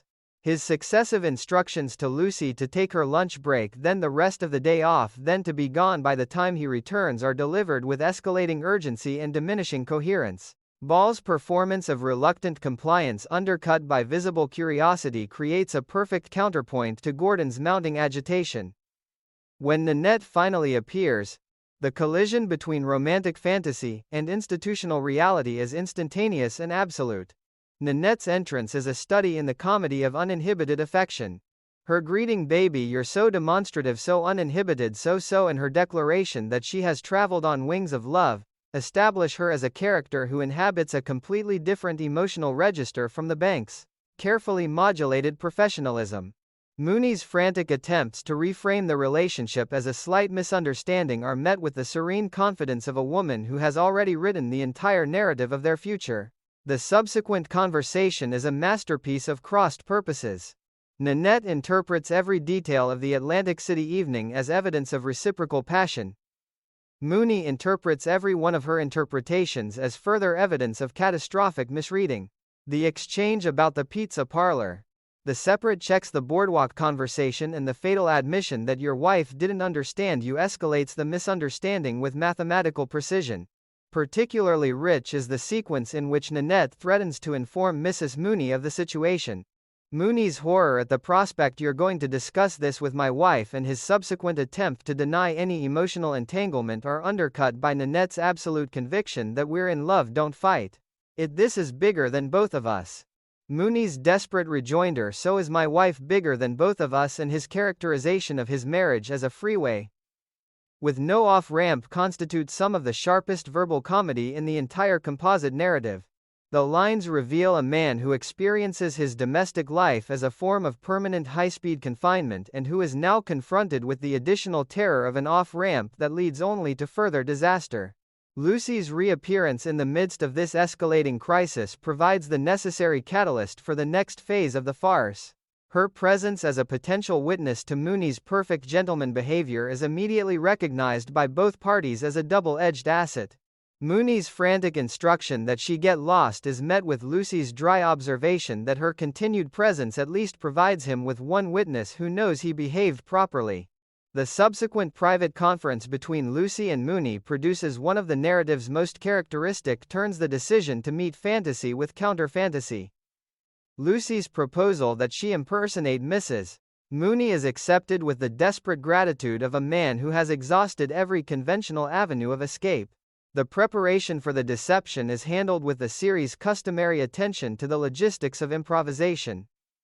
Mooney's warning that he has already described Mrs. Mooney's appearance, followed by Lucy's cheerful assurance that she looks like Mrs. Mooney when she was sweet 16, establishes both the risk and the comic potential of the plan. The instruction that Lucy must give him plenty of time to convince her what a miserable rat you are before making her entrance is pure strategic farce, a recognition that the success of the deception depends upon the careful sequencing of emotional revelation. Throughout this extended sequence, the writing and the performances maintain a perfect balance between the specific comic situation and the broader satirical observation it enables. Mooney's Atlantic City adventure is never presented as a genuine romantic entanglement. It is the story of a man who momentarily stepped outside the rigid boundaries of his professional and domestic identity and now finds himself pursued by the living embodiment of that momentary freedom. Nanette functions less as a fully developed romantic antagonist than as the personification of consequence, the inevitable return of the repressed festive self that Mooney has spent a lifetime trying to contain. Lucy, by contrast, inhabits the role of the practical improviser, the woman whose own history of chaotic problem-solving has uniquely prepared her to navigate the present disaster. The cultural context of the sequence rewards close attention. In the mid to late 1960s, the figure of the convention-going businessman temporarily released from domestic oversight was already a familiar comic trope, yet the Lucy Show handles the material with a particular perceptions not naïve combination of sharpness and generosity. Mooney is never allowed to become a simple figure of ridicule.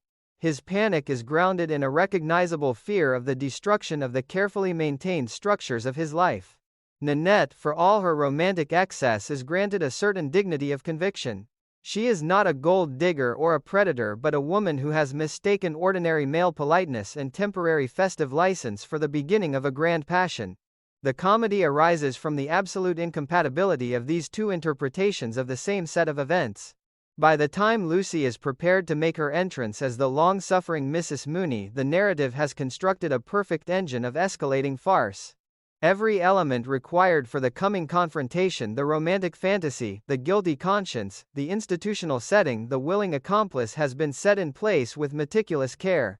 The audience understands that the deception will require Lucy to invent an entire domestic history on the spot, and that the success of the invention will depend upon her ability to make the invented history more vivid and more terrible than anything Nanette has imagined.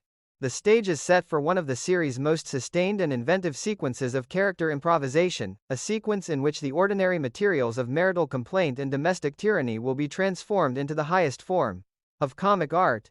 The deeper pleasure of these scenes lies in their recognition that the most dangerous consequences often arise not from deliberate transgression but from the failure to manage the narratives that others construct around one's ordinary behavior.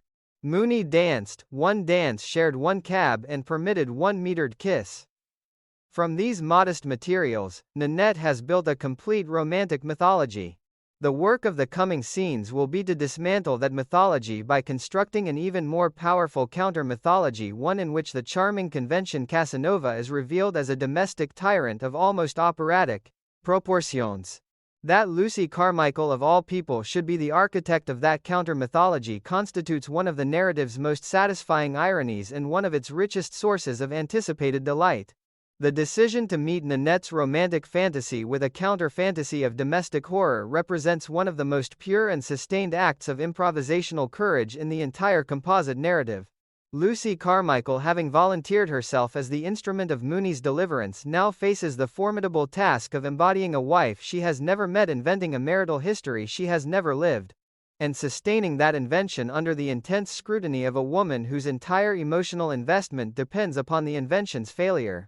What unfolds is a master class in the construction of character through accumulated detail, a sequence in which Lucille Ball's genius for physical and verbal transformation reaches one of its highest expressions.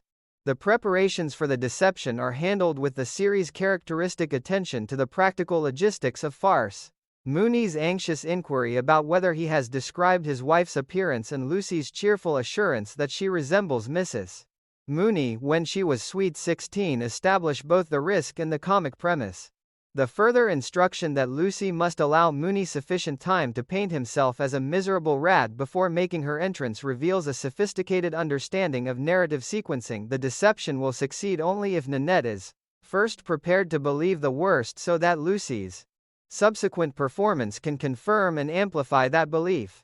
The final, frantic negotiation over forms of address, Lucy's recognition that she cannot call him Mr. Mooney and Mooney's equally urgent insistence that she cannot use the private endearment his real wife employs adds a final layer of linguistic tightrope walking to an already precarious enterprise. Lucy's entrance as Mrs. Mooney is staged with the precision of classic theatrical farce. The simple declaration "I'm Mrs. Mooney" is delivered with a calm authority that immediately disorients Nanette. The subsequent elaboration of the marriage's duration have been for 30 years, 7 months, 3 weeks, 2 days, 4 hours and 27 glorious minutes is a masterpiece of comic specificity. The accumulation of precise temporal units transforms a simple statement of fact into a monument of weary endurance, each additional increment of time functioning as another stone in the edifice of marital martyrdom. Ball's delivery of the line is a study in controlled exhaustion. The voice carries the particular flatness of a woman who has long since ceased to find anything glorious in the minutes she is enumerating. Nanette's introduction of herself and her purpose, "My name is Nanette Johnson and you came to see me about my husband," is met with the serene recognition of a woman who has heard this particular story many times before. Lucy's response, "Oh well, it's the same old story, another convention." Atlantic City immediately reframes Nanette's unique romantic narrative as merely the latest installment in a long series of identical episodes. The correction of the meeting place from on the boardwalk to under the boardwalk is a small but perfect touch, injecting a note of sordidness that further undermines Nanette's idealized version of events. The subsequent lament, "Oh boy, the price I pay for being married to a man as attractive as my Theodore." After every convention, there's always another poor butterfly, like you, flitting around, establishes the central premise of the deception. Mooney's attractiveness is both the source of his wife's suffering and the engine of an endless sequence of romantic complications. What follows is an extended aria of domestic complaint that ranks among the most inventive passages of character invention in the series. Lucy's insistence that she is not a designing woman and that she didn't intend to fall in love with your husband is met with the weary wisdom of the long-married "yeah, it always does." The description of the moment Nanette first realized her feelings dancing in Mooney's arms. The divine quality of his waltz is undercut by Lucy's devastating observation that he waltzes no matter what the band is playing. The line is pure comic gold, transforming a romantic accomplishment into evidence of rigid, unadaptive character. The introduction of physical violence into the invented marital history marks a significant escalation of the deception's stakes. Lucy's sudden recollection of her injury and the explanation that she is just recovering from a broken collarbone produce an immediate shift in Nanette's emotional register. The cause of the injury, "One morning his coffee was cold," and the clarification that Mooney just gives me a little karate chop now and then construct a portrait of domestic tyranny that is both specific and grotesque. Ball's physical performance in these moments is extraordinary. The slight protective hunch of the shoulders, the careful way she holds her body as if still guarding the injured collarbone, the brave little smile that accompanies the most damning revelations. The violence is never shown, it is entirely created through voice posture and the accumulating weight of detail. Nanette's attempt to process this information, "I just can't believe that my teddy baby could do anything violent," is met with further elaboration that deepens the horror while maintaining the comic tone. The insistence that Theodore is too much of a gentleman to argue in front of the children and that he waits till they're not looking and then POW constructs a vision of calculated private brutality that is far more disturbing than any public display of temper could be. The revelation of the children's existence. Didn't he mention the children? How can you forget 12 kids delivers the sequence's most devastating comic blow. The number 12 is chosen with exquisite precision. It is large enough to suggest a lifetime of overwhelming domestic responsibility, yet specific enough to feel like a concrete biographical fact rather than a vague exaggeration. Lucy's subsequent refusal to leave the marriage, that would be the coward's way out. Besides, it wouldn't be fair to a girl like you. I don't think you could take a karate chop, completes the moral architecture of the deception. She positions herself as a woman who remains in a dangerous marriage not out of weakness but out of a perverse form of protective strength, shielding other women from the fate she herself endures. The logic is both absurd and strangely coherent within the invented world she has constructed. Nanette is forced to confront the possibility that the man she has pursued across the country is not a romantic hero temporarily constrained by an unsympathetic wife but a domestic tyrant whose charm is merely the public face of private cruelty. The decision to have Nanette hide behind the curtain and observe the real marriage in action represents the deception's boldest theatrical stroke.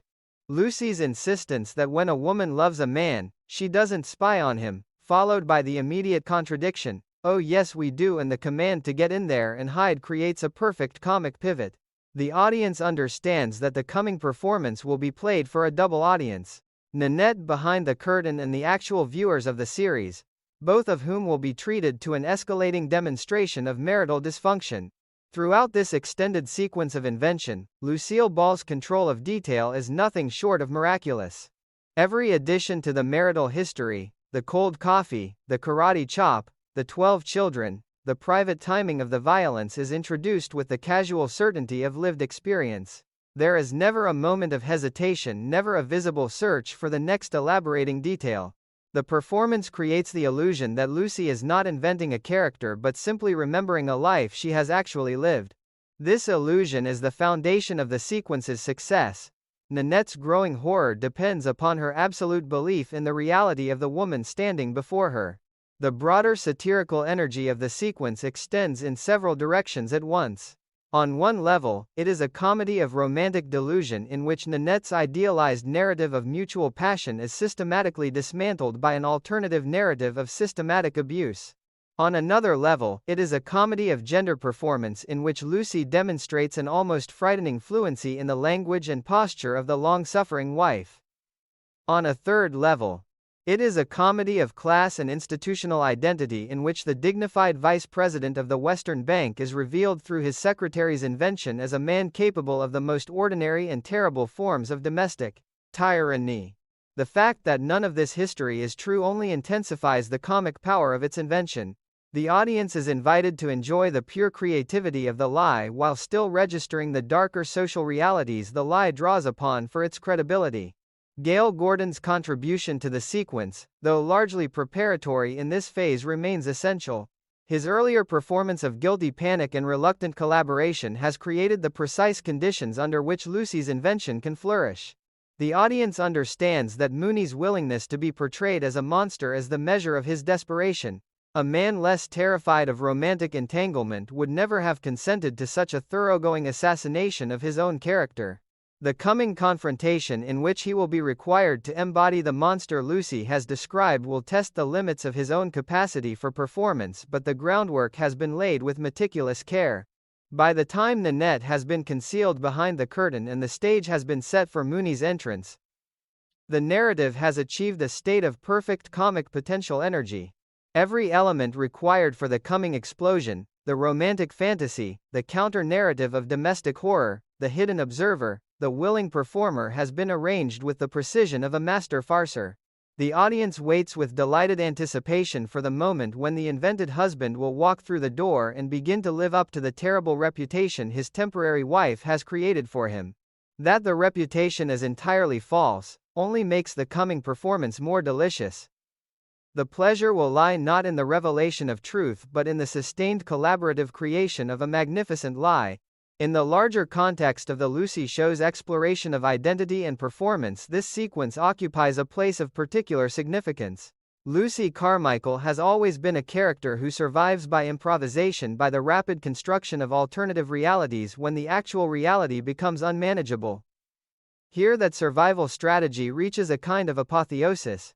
She is not merely inventing an excuse or a temporary identity. She is inventing an entire marriage complete with history, children, injuries, and a detailed philosophy of endurance. The fact that the invention succeeds, that Nanette believes it, completely testifies to both Ball's extraordinary technical skill and the series' deep understanding of the power of narrative to reshape perception. In the world of the Lucy Show, the best defense against an unwanted story is always a better story, and Lucy Carmichael remains the undisputed master of the form. The moment Mr. Theodore J. Mooney steps through the door of his own living room and into the elaborate domestic fiction constructed by Lucy Carmichael marks the transition from verbal invention to full-scale physical performance. What has until now been a comedy of narrative control, Lucy spinning an ever more terrible marital history for the benefit of the hidden Nanette, becomes a comedy of embodied collaboration, in which two of television's most accomplished farcers must sustain an entire relationship of tyranny and submission through pure physical and vocal improvisation. The sequence that follows, centered on the training of an imaginary dog named Duke, ranks among the most sustained and inventive passages of physical comedy in the entire run of The Lucy Show. Mooney's entrance is met with the precise choreography of the long-suffering wife. Lucy's greeting, "What took you so long to answer the door?" is delivered with the weary accusation of a woman who has waited through years of similar delays. Mooney's automatic apology is cut short by the command to stop whimpering, a line that immediately establishes the power dynamic Lucy has prepared. The subsequent offer to fetch your pipe and slippers is undercut by the simultaneous instruction to stop nagging, creating a perfect comic oscillation between solicitous care and irritable dominance. Ball's physical performance in these opening beats is a study in the grammar of marital complaint. The slight forward tilt of the body, the hands that flutter between gestures of service and gestures of accusation, the voice that carries both affection and long-nursed grievance in the same breath. The discovery of the jelly on Mooney's shirt, rapidly re-identified as lipstick, produces the first major escalation. Lucy's cry of "Theodore, you've got jelly on your brand new shirt," followed by the correction, "That's lipstick," and the immediate self-exoneration, "How careless of me. It's not yours," constructs a miniature drama of conscript with conscripts, a miniature drama of conscript with conscripts, the bow, jealousy and relief that is played with split-second timing. The further elaboration, "Thank goodness, if it was mine I'd never forgive myself, if it was yours I'd never forgive myself," is pure verbal arabesque, a sentence that folds back upon itself in a perfect expression of the complicated, emotional accounting of the long-married. Mooney's muttered response, "You're so masterful you give me goosebumps. They'd look better on a goose," delivers the first clear note of the tyranny Lucy has promised. A line whose casual cruelty is rendered comic by Gordon's precise calibration of weary contempt. The birthday gift sequence that follows deepens the portrait of domestic dysfunction while introducing the central prop of the coming physical routine. Mooney's presentation of vitamin-packed dog biscuits for Duke and Lucy's subsequent revelation that she has taken the dog to the vet to be shampooed and trimmed produce a crisis of male disappointment that Gordon plays with exquisite sullenness. The line, "You know I hate to come home to an empty house," carries the particular pathos of a man whose primary emotional attachment is to his animal rather than his wife. Lucy's counter-offer, "I was hoping you might like to be alone with me on my birthday," is met with the irritable dismissal that confirms every terrible claim she has made about the marriage. The decision to work out with Duke before dinner transforms the living room into a training ground and sets the stage for the sequence's most sustained physical invention. What follows is a complete dog training routine performed by two human beings with no dog present. The precision and commitment required to sustain this illusion are extraordinary. Lucy's commands: "Heel. Steady, steady, Duke. Give me a paw. Speak. Roll over. Stay. Get the ball. Sit up," are delivered with the absolute authority of a professional trainer. while Mooney's physical responses create the unmistakable silhouette of a large, slightly reluctant animal. The handshake sequence in which Mooney must repeatedly offer his hand as a paw is played with a perfect combination of obedience and residual human dignity. The speak command produces a series of barked responses that Gordon modulates from tentative to enthusiastic, each repetition building the comic conviction of the illusion. The rollover sequence represents a particular triumph of physical comedy. Mooney's execution of the move, the careful lowering of the body, the rotation, the return to a seated position is performed with the seriousness of a man who understands that the success of the entire deception depends upon his willingness to abandon every scrap of adult dignity. Ball's accompanying praise "that was very good, you're a very good dog" is delivered with the bright, professional encouragement of a trainer who has seen slower students and is determined to remain positive. The audience is invited to laugh both at the absurdity of the situation and at the remarkable technical control required to make the absurdity convincing. The climax of the routine arrives with the biscuit eating sequence. Lucy's presentation of the dog biscuit as a little reward and her insistence that Mooney eat it produce a moment of pure comic negotiation. Mooney's protest, "Do I gotta eat it? Well, it's hard, I'll break all my teeth," is met with the absolute refusal of compromise that Lucy has established as the governing principle of the marriage. "I don't care about that, your teeth will break, you just eat it." The line is delivered with the cheerful ruthlessness of a woman who has long since ceased to regard her husband's physical comfort as a relevant consideration. Gordon's final reluctant acceptance of the biscuit into his mouth and the visible difficulty of the subsequent chewing constitute one of the sequence's most memorable images of surrendered dignity. The sudden eruption of Nanette from behind the curtain, "Miserable rat, no you wife beater, you dog beater," delivers the payoff toward which the entire elaborate construction has been building. Her horror is absolute and unfeigned. The performance she has witnessed has succeeded beyond any reasonable expectation.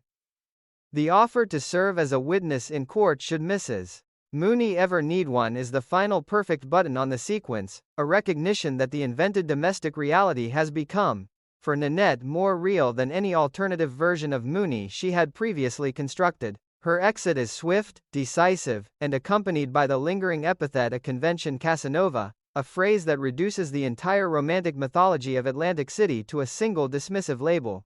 The immediate aftermath of Nanette's departure produces one of the narrative's most characteristic exchanges of mutual recrimination and reluctant gratitude. Lucy's cheerful assessment, "Wow, it worked," is met with Mooney's more complicated accounting of costs and benefits. The revelation that the biting wasn't part of our act introduces a final physical consequence that Gordon plays with exquisite discomfort. Lucy's apology is sincere but limited. She remains focused on the success of the larger enterprise. Mooney's recognition that she has got me out of that one and into another one, and his subsequent problem how to explain the teeth marks to the real Mrs. Mooney reintroduce the permanent tension between temporary solutions and lasting consequences that has always defined their partnership. The suggestion that he tell his wife the dog did it, followed by the immediate recognition that we don't have a dog, produces a perfect comic dead end. The problem of the teeth marks remains unresolved, a small painful reminder that even the most successful improvisation carries residual costs. Yet the dominant note of the scene's conclusion is one of shared triumph. The unwanted admirer has been expelled, the romantic fantasy has been dismantled, and the ordinary structures of Mooney's life have been restored, at least for the moment, through the application of extraordinary comic invention. The technical achievement of the dog training sequence deserves particular attention. Sustaining the illusion of an animal's presence for several continuous minutes of screen time requires a level of physical discipline and mutual attentiveness that few comic partnerships have ever matched. Every command, every response, every shift of weight and change of expression must be calibrated to maintain the fiction for the hidden observer while simultaneously remaining legible and delightful to the actual audience. Ball and Gordon achieve this double legibility with an ease that conceals the considerable artistry involved. The sequence never feels labored, it feels inevitable, the natural physical expression of the domestic tyranny Lucy has so carefully constructed in language. In the larger context of the Lucy show's exploration of performance and identity, the dog act occupies a place of special significance. Lucy has always survived by the rapid assumption of alternative roles: the expert, the innocent, the authority figure, the victim. Here she assumes the role of the professional trainer, and by extension the role of the wife who has professionalized her own husband's submission. Mooney for his part is required to inhabit the role of the obedient animal, a reduction of human dignity that he accepts only because the alternative Nanette's continued presence is more terrifying still. The fact that both performers understand the temporary and fictional nature of the roles only intensifies the comedy. The audience is invited to enjoy the spectacle of two people who know exactly how absurd they look and who continue to commit themselves completely to the absurdity. The sequence also functions as a quiet satire of the period's popular culture of pet training and domestic animal companionship. The language of commands, rewards and affectionate praise that Lucy deploys is drawn directly from the vocabulary of mid-century dog training manuals and television programs. By applying that vocabulary to a human husband, the narrative exposes the underlying power dynamics of both marital and human-animal relationships with a sharpness that never becomes heavy-handed. The comedy remains light, physical and precise. The satirical implication is left for the audience to register or ignore as they choose. By the time Nanette has fled and the immediate crisis has been resolved, the narrative has demonstrated once again the extraordinary problem-solving capacity of pure comic invention. A romantic entanglement that threatened the foundations of Mooney's carefully ordered life has been dismantled through the collaborative creation of an alternative reality more vivid and more terrible than the reality it replaced. The cost of the solution, the residual teeth marks, the problem of explanation to the real Mrs. Mooney remains as a reminder that even the most successful improvisations leave traces. Yet the dominant emotion of the sequence's conclusion is one of shared exhausted triumph. Lucy and Mooney have once again navigated a crisis through the application of their peculiar combined genius, and the ordinary world temporarily restored waits for the next inevitable disruption. The deeper pleasure of these scenes lies in their celebration of performance as a form of mutual rescue. Mooney, trapped by the consequences of his own momentary festive license, is saved by Lucy's willingness to invent a version of his life more extreme than any actual transgression. Lucy, in turn, is given the opportunity to exercise her greatest gift, the rapid total assumption of an alternative identity in the service of a problem that actually matters to someone she cares about. The dog act is not merely a comic routine. It is an act of loyalty expressed through the most demanding form of creative collaboration. In the world of The Lucy Show, that form of loyalty remains the highest value, and its expression through physical comedy remains the series' most distinctive and enduring achievement. The relative peace that follows the expulsion of Nanette proves once again to be the briefest of respites. The narrative now turns to a more mundane domestic obligation, the acquisition of an anniversary gift for the real Mrs. Mooney, and in characteristic fashion transforms that obligation into a fresh cascade of criminal entanglement, institutional embarrassment and escalating farce. What begins as a simple shopping expedition guided by Lucy's well-intentioned desire to save her employer money ends in a police stakeout, the confiscation of evidence, and the first of several visits to jail that will define the next major movement of the composite story. The sequence is a masterclass in the comedy of unintended consequences, a demonstration of how the ordinary middle-class pursuit of a bargain can deposit otherwise respectable citizens into the very center of a stolen goods operation. The preparatory conversation between Lucy and Mary Jane establishes both the motive and the method of the coming disaster. Lucy's announcement that she must accompany Mooney to purchase an anniversary present is met with Mary Jane's immediate and accurate assessment of Mooney's character. He will go to any store that offers a discount and would dollar at Caliban, seconding travel to Outer Mongolia to save a dime. The information that Mary Jane knows of a wonderful bargain establishment way downtown is offered with the casual helpfulness of a friend who has no idea she is directing two pillars of the Western Bank into a fence operation. The address is produced, the plan is set, and the audience, already familiar with the series' logic of escalating misfortune, understands that the shopping trip will not end with a simple purchase. The arrival at the store is staged with exquisite attention to the dissonance between expectation and reality.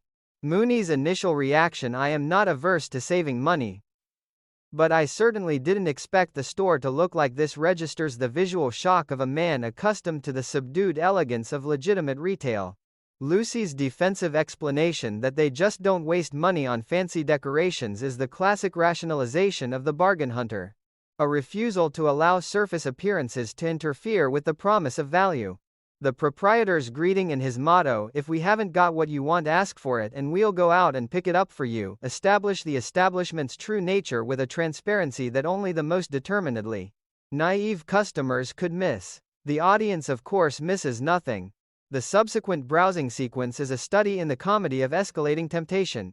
The luggage set is examined and rejected on the grounds that Mooney has already given his wife 31 suitcases and she hasn't taken the hint yet, a line that reveals volumes about the state of the actual Mooney marriage, while Pecos this fact of the stents, simultaneously demonstrating the character's dry self-aware humor. The appearance of the fur coat produces the decisive shift from resistance to desire.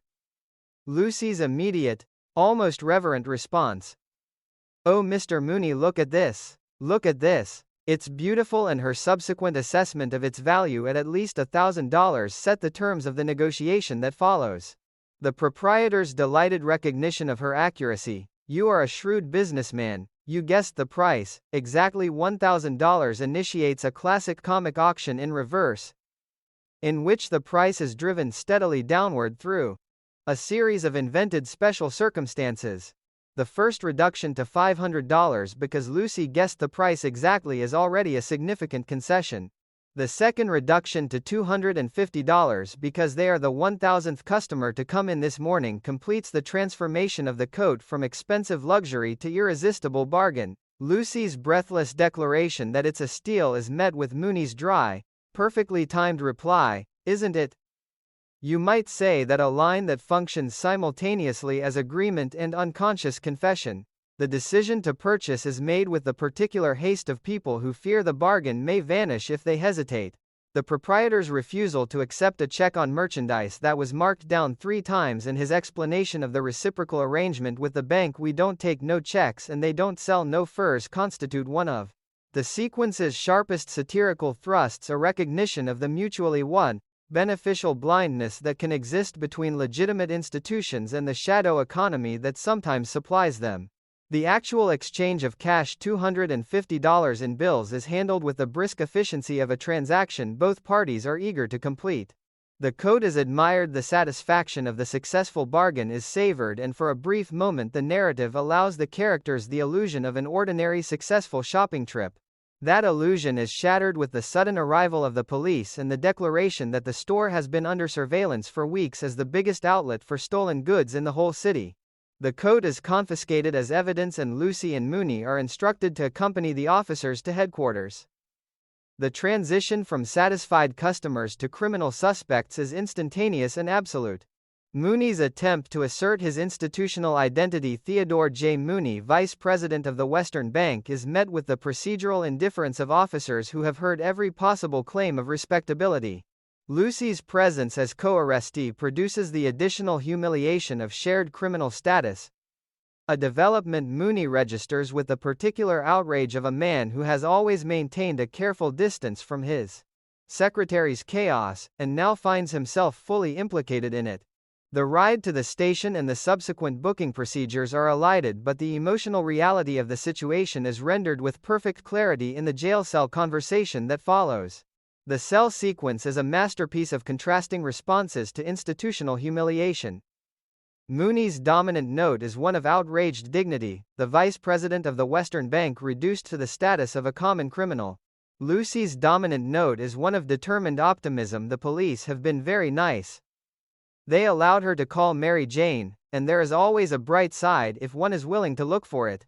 The exchange about the dime Lucy owes for the phone call, the 2-hour wait for bail money, and the revelation that Mary Jane's delay was caused by the necessity of having her hair done before appearing at a jail produce a perfect comic modulation from institutional crisis to domestic vanity. Lucy's defense of the delay, "Certainly you can't expect a girl to come to a jail looking a mess," is delivered with absolute seriousness, a recognition that even in the midst of criminal proceedings the demands of personal appearance remain non-negotiable. Mary Jane's eventual arrival with the bail money, and the subsequent release produce a temporary resolution that both characters recognize as incomplete. The $250 is gone, the coat is in police custody, and the proprietor of the store, Harry remains at large with no apparent intention of making restitution. Lucy's suggestion that they simply find Harry and demand the money back is met with Mooney's weary realism. We have seen the last of that crook.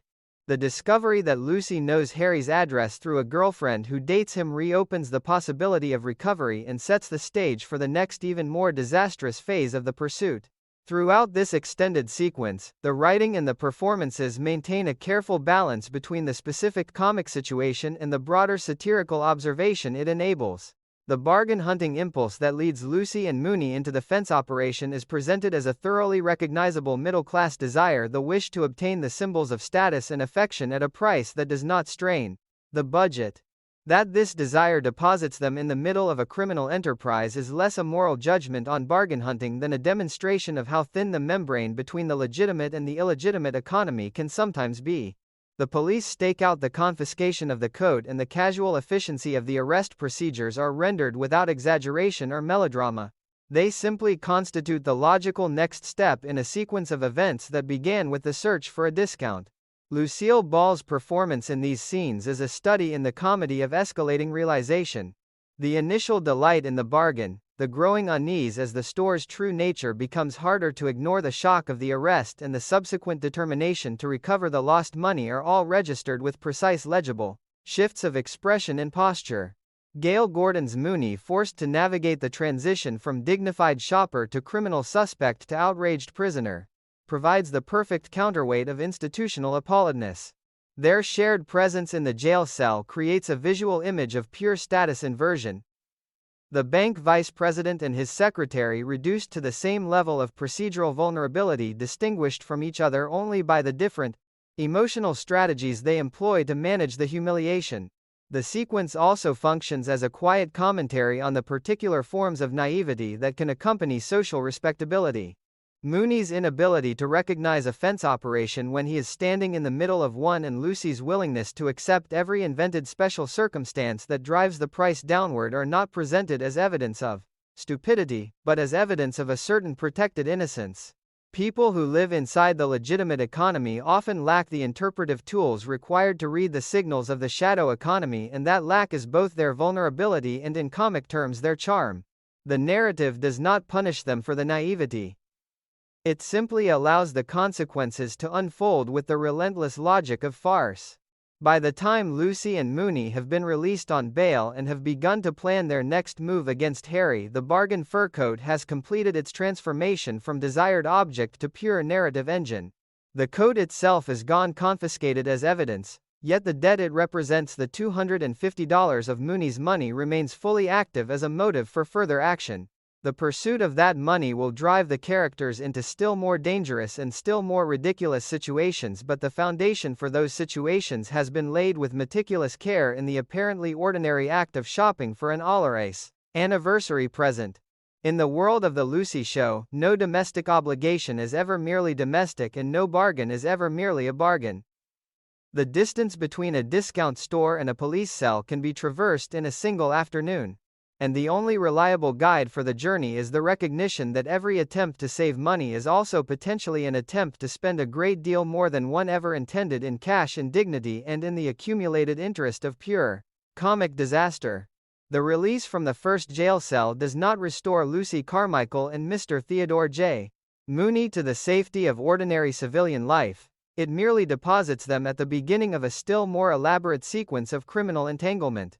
The $250 paid for the stolen fur coat remains unpaid by the fence who took it, and Lucy's determination to recover the money now becomes the engine of a cascading series of arrests that will carry both characters through multiple jurisdictions, multiple charges, and multiple refinements of institutional humiliation. What follows is one of the most sustained explorations of escalating farce in the entire composite narrative, a movement in which every attempt to extricate themselves from one legal difficulty produces a fresh and more serious legal difficulty, until the very concept of respectable citizenship seems to dissolve under the accumulated weight of misunderstanding. The decision to confront Harry at his apartment is driven by Lucy's characteristic combination of optimism and incomplete information. She knows the address through a girlfriend who dates him, She does not know that the confrontation will require them to accept the keys to a stolen sports car as collateral for the promised return of the cash.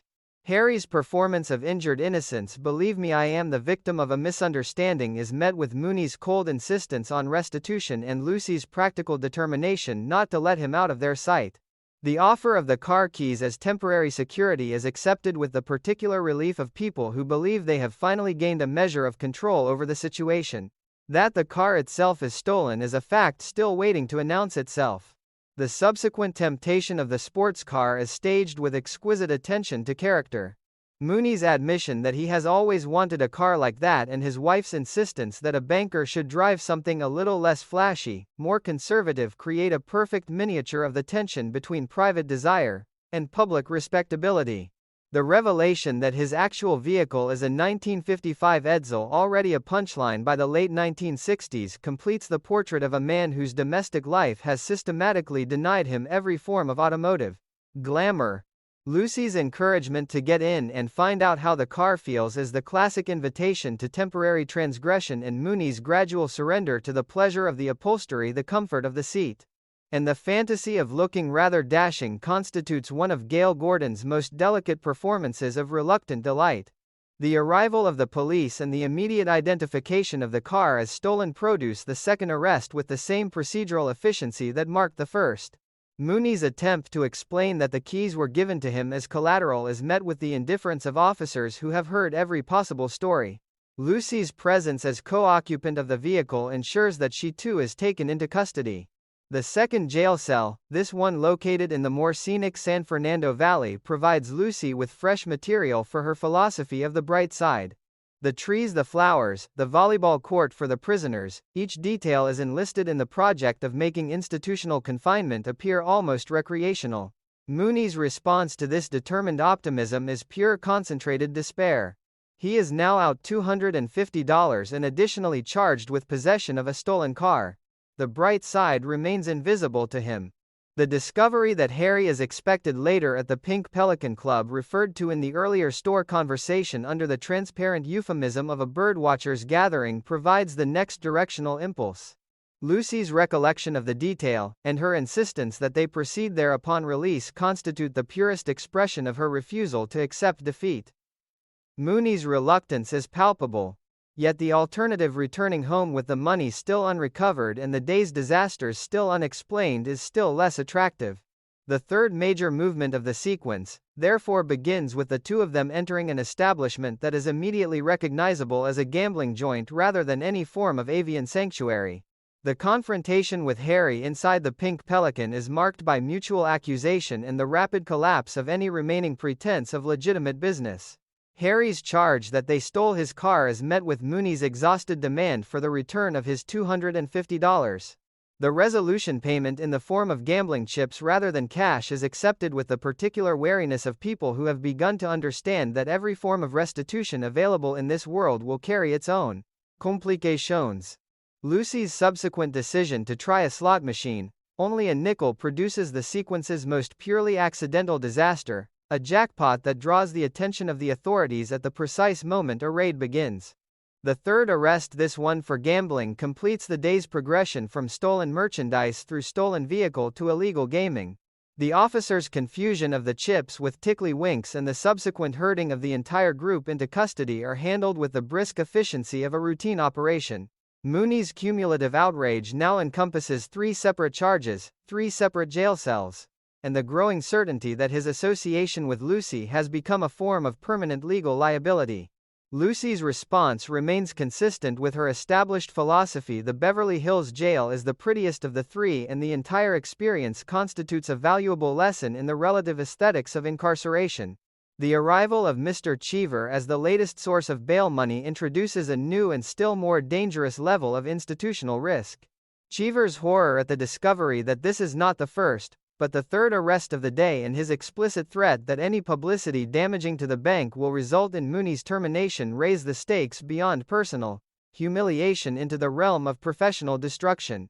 The revelation of the specific charges, hot fur, stolen car, gambling raid, produces a cascade of appalled recognition that Gordon plays with the particular stillness of a man watching his career dissolve in real time.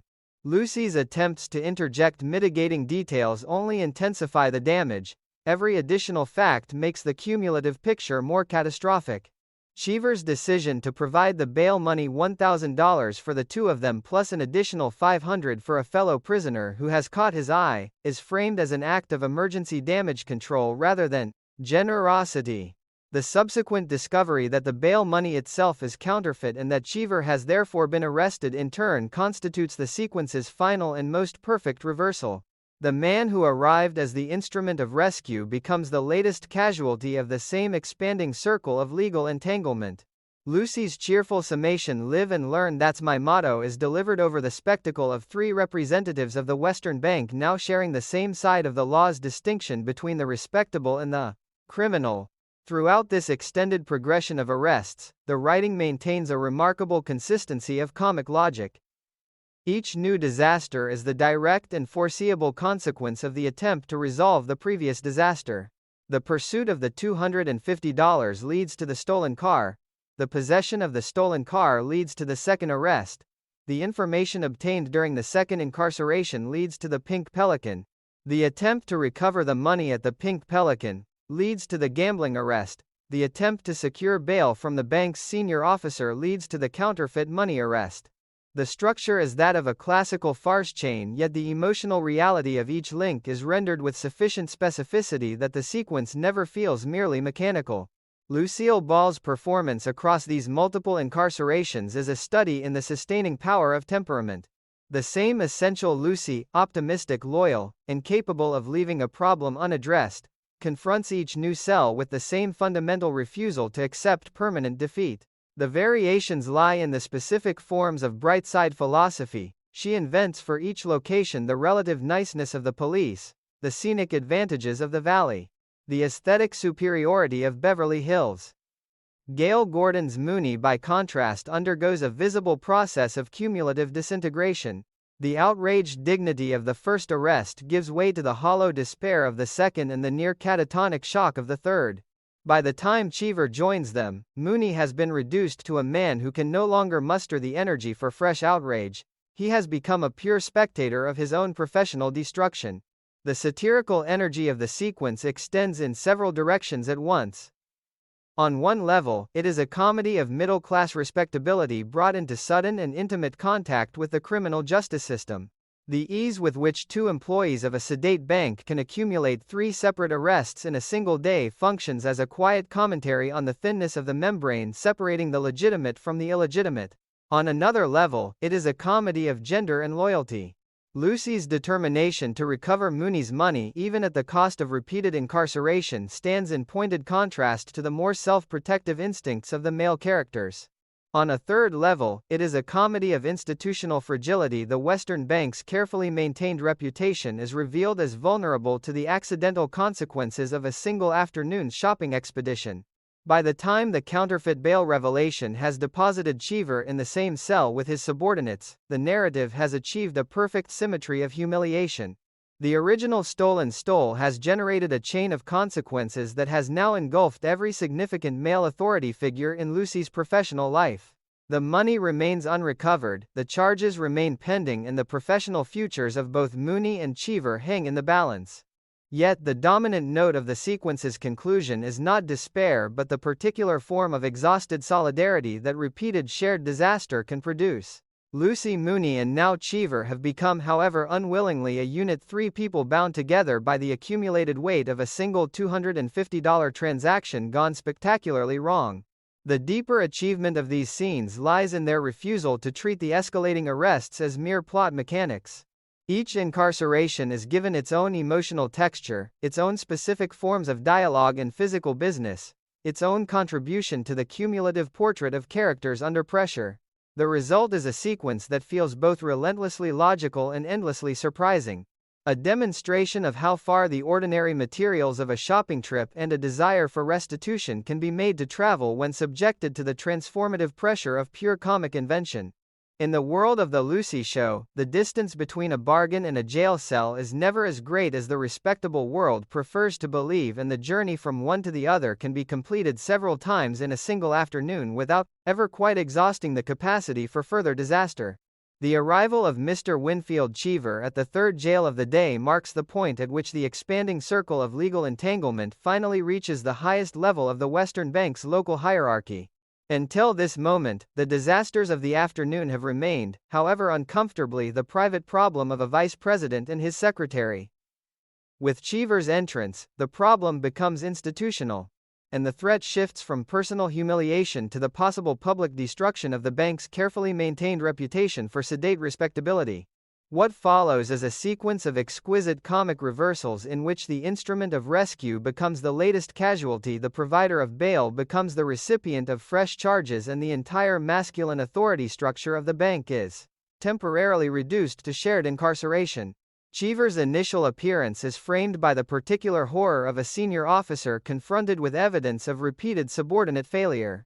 The discovery that this is not the first, but the third arrest of the day produces a silence more devastating than any explosion.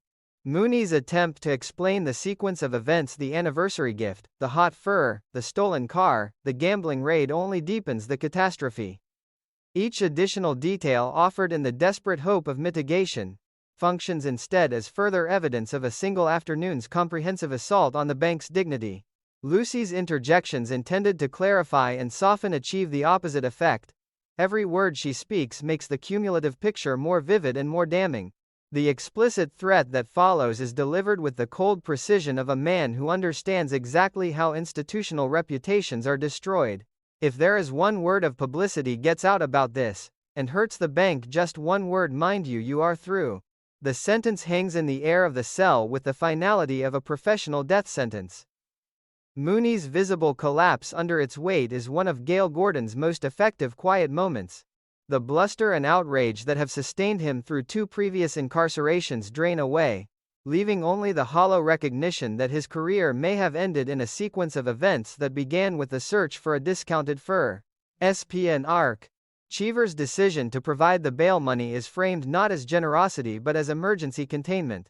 The $1,000 for Mooney and Lucy, produced with the grim efficiency of a man limiting damage, is accompanied by an additional $500 for a fellow prisoner who has caught his eye, an impulsive act of personal attraction that will soon reveal itself as the final fatal complication.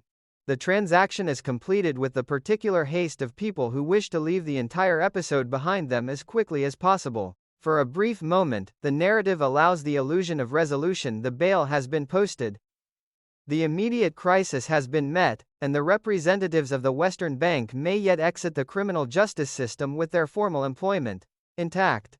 That illusion survives only until the discovery that the bail money is counterfeit. The revelation is staged with the perfect timing of classical farce. The same institutional authority who arrived as the instrument of rescue is now himself under arrest, charged with the passing of false currency. The man who only moments earlier was threatening Mooney with termination for endangering the bank's reputation has himself become the most direct and public threat to that reputation. Lucy's response to this development, "Live and learn, that's my motto," is delivered with the serene cheerfulness of a woman who has already survived 3 arrests in a single day and has begun to regard the criminal justice system as a form of eccentric but manageable public transportation.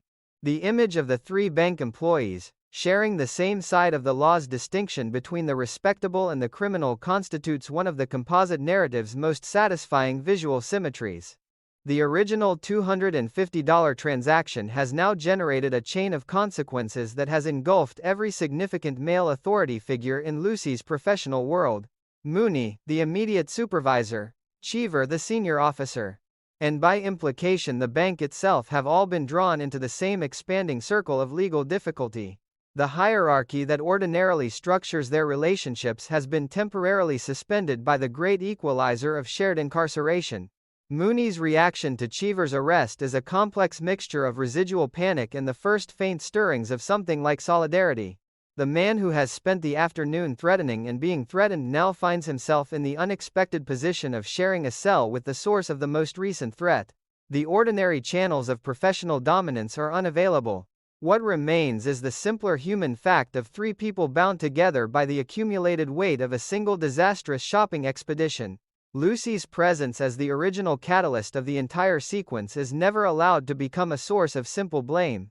Instead, the narrative treats her as the common element that has exposed the underlying fragility of the masculine institutional structure surrounding her. The broader satirical energy of the sequence is considerable. In the cultural context of 1960s American television, the spectacle of senior bank officers reduced to the status of common prisoners carried a quiet but persistent charge of status inversion. The Western bank's carefully cultivated image of sober reliability is revealed as vulnerable to the accidental consequences of an afternoon's attempt to purchase an anniversary gift at a discount. The ease with which counterfeit money can pass from a senior officer's hands into the formal machinery of the bail system functions as a small, sharp observation about the circulation of value, both legitimate and illegitimate, within the period's economy. The narrative does not belabor the point, it simply allows the irony to stand. Lucille Ball's performance in these final jail scenes is a study in the sustaining power of temperament under accumulating pressure. The same essential optimism that allowed her to find the bright side of the first cell, the scenic advantages of the second and the aesthetic superiority of the third now expands to encompass the arrest of her employer's employer. There is no note of triumph in her response to Cheever's downfall. Only the calm recognition that the day's disasters have achieved a kind of formal completion. Everyone who might have stood in judgment has now been included in the judgment. The circle has closed. Gail Gordon's Mooney by this point in the sequence has been stripped of nearly every resource of bluster and institutional self-importance. What remains is a man who has begun to understand that his association with Lucy Carmichael constitutes a form of permanent low-grade professional risk that no amount of careful management will ever entirely eliminate. The recognition is not accompanied by any simple resolution to terminate the association. The complicated interdependence of their working relationship has long since moved beyond such straightforward solutions. Instead, Mooney simply endures a man waiting for the next development in a day that has already exhausted every ordinary category of misfortune. The temporary resolution that follows the eventual sorting of the counterfeit money charge, the quiet recovery of something like ordinary status, is handled with the series' characteristic refusal of permanent consequence.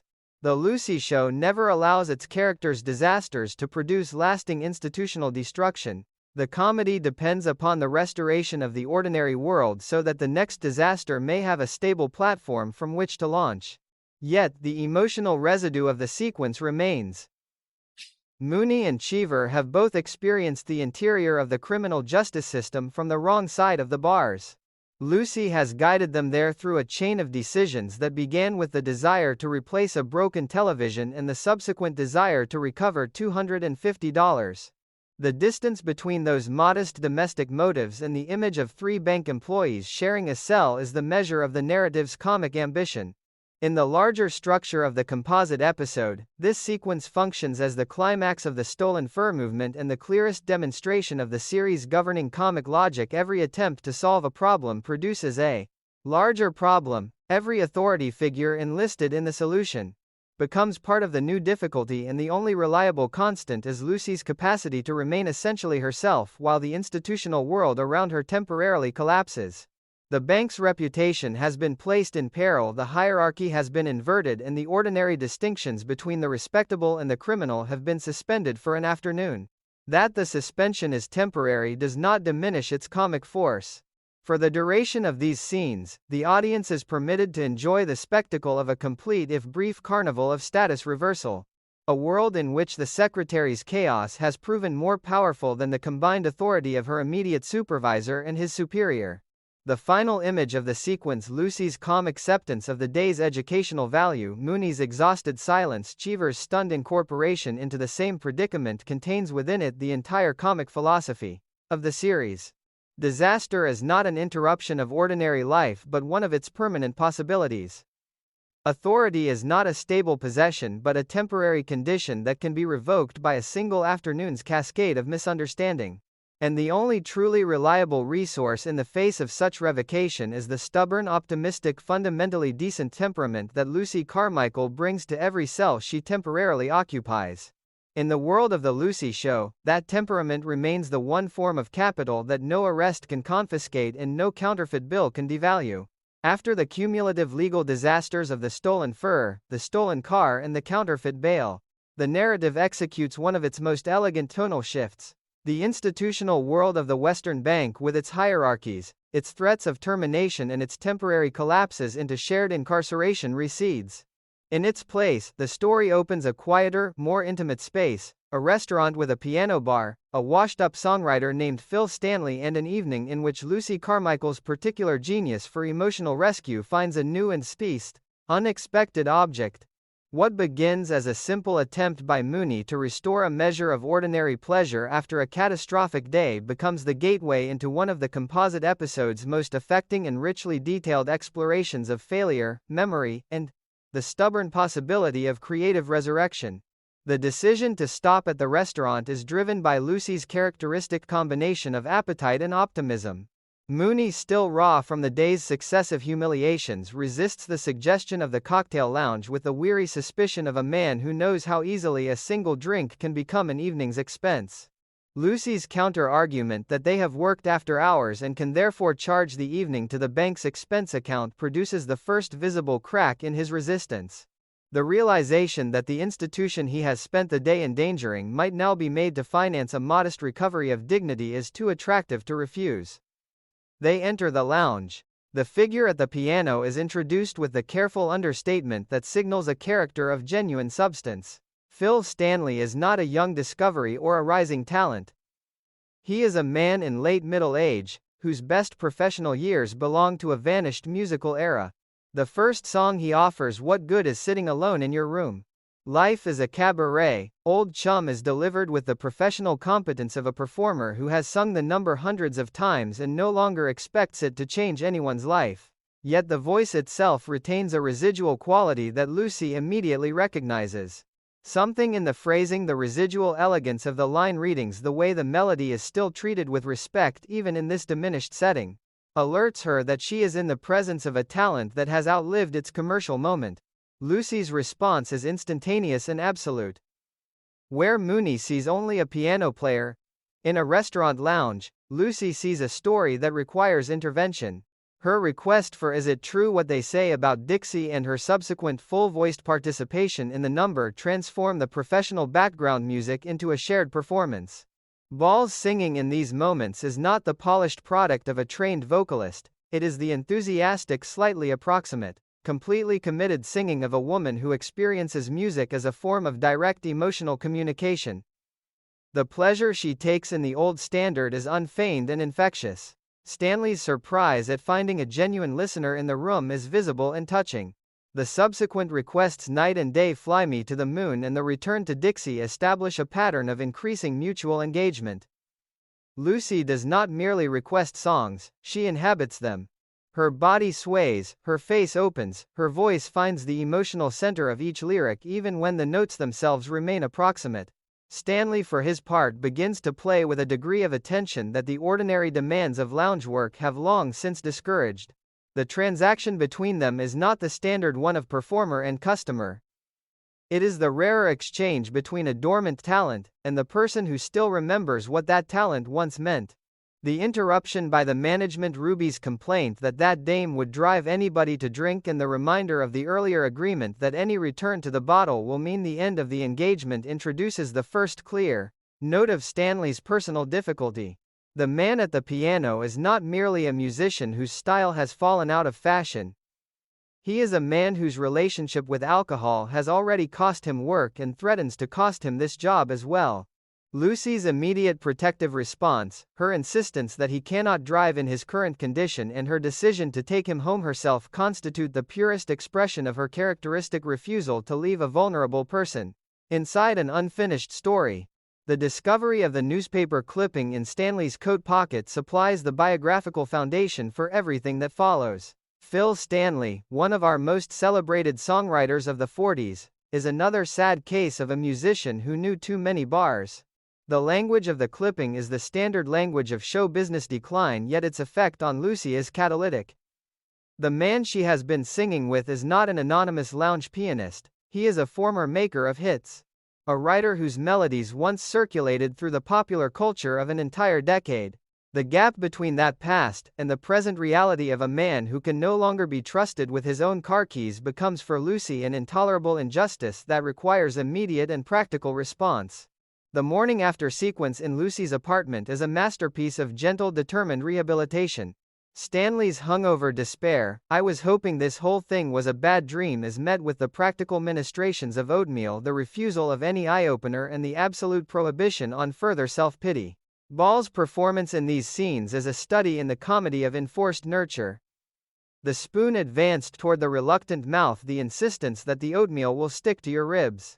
The cheerful disregard for Stanley's muttered threats of future revenge, all are delivered with the unshakable conviction of a woman who has decided that this particular human project is now her responsibility.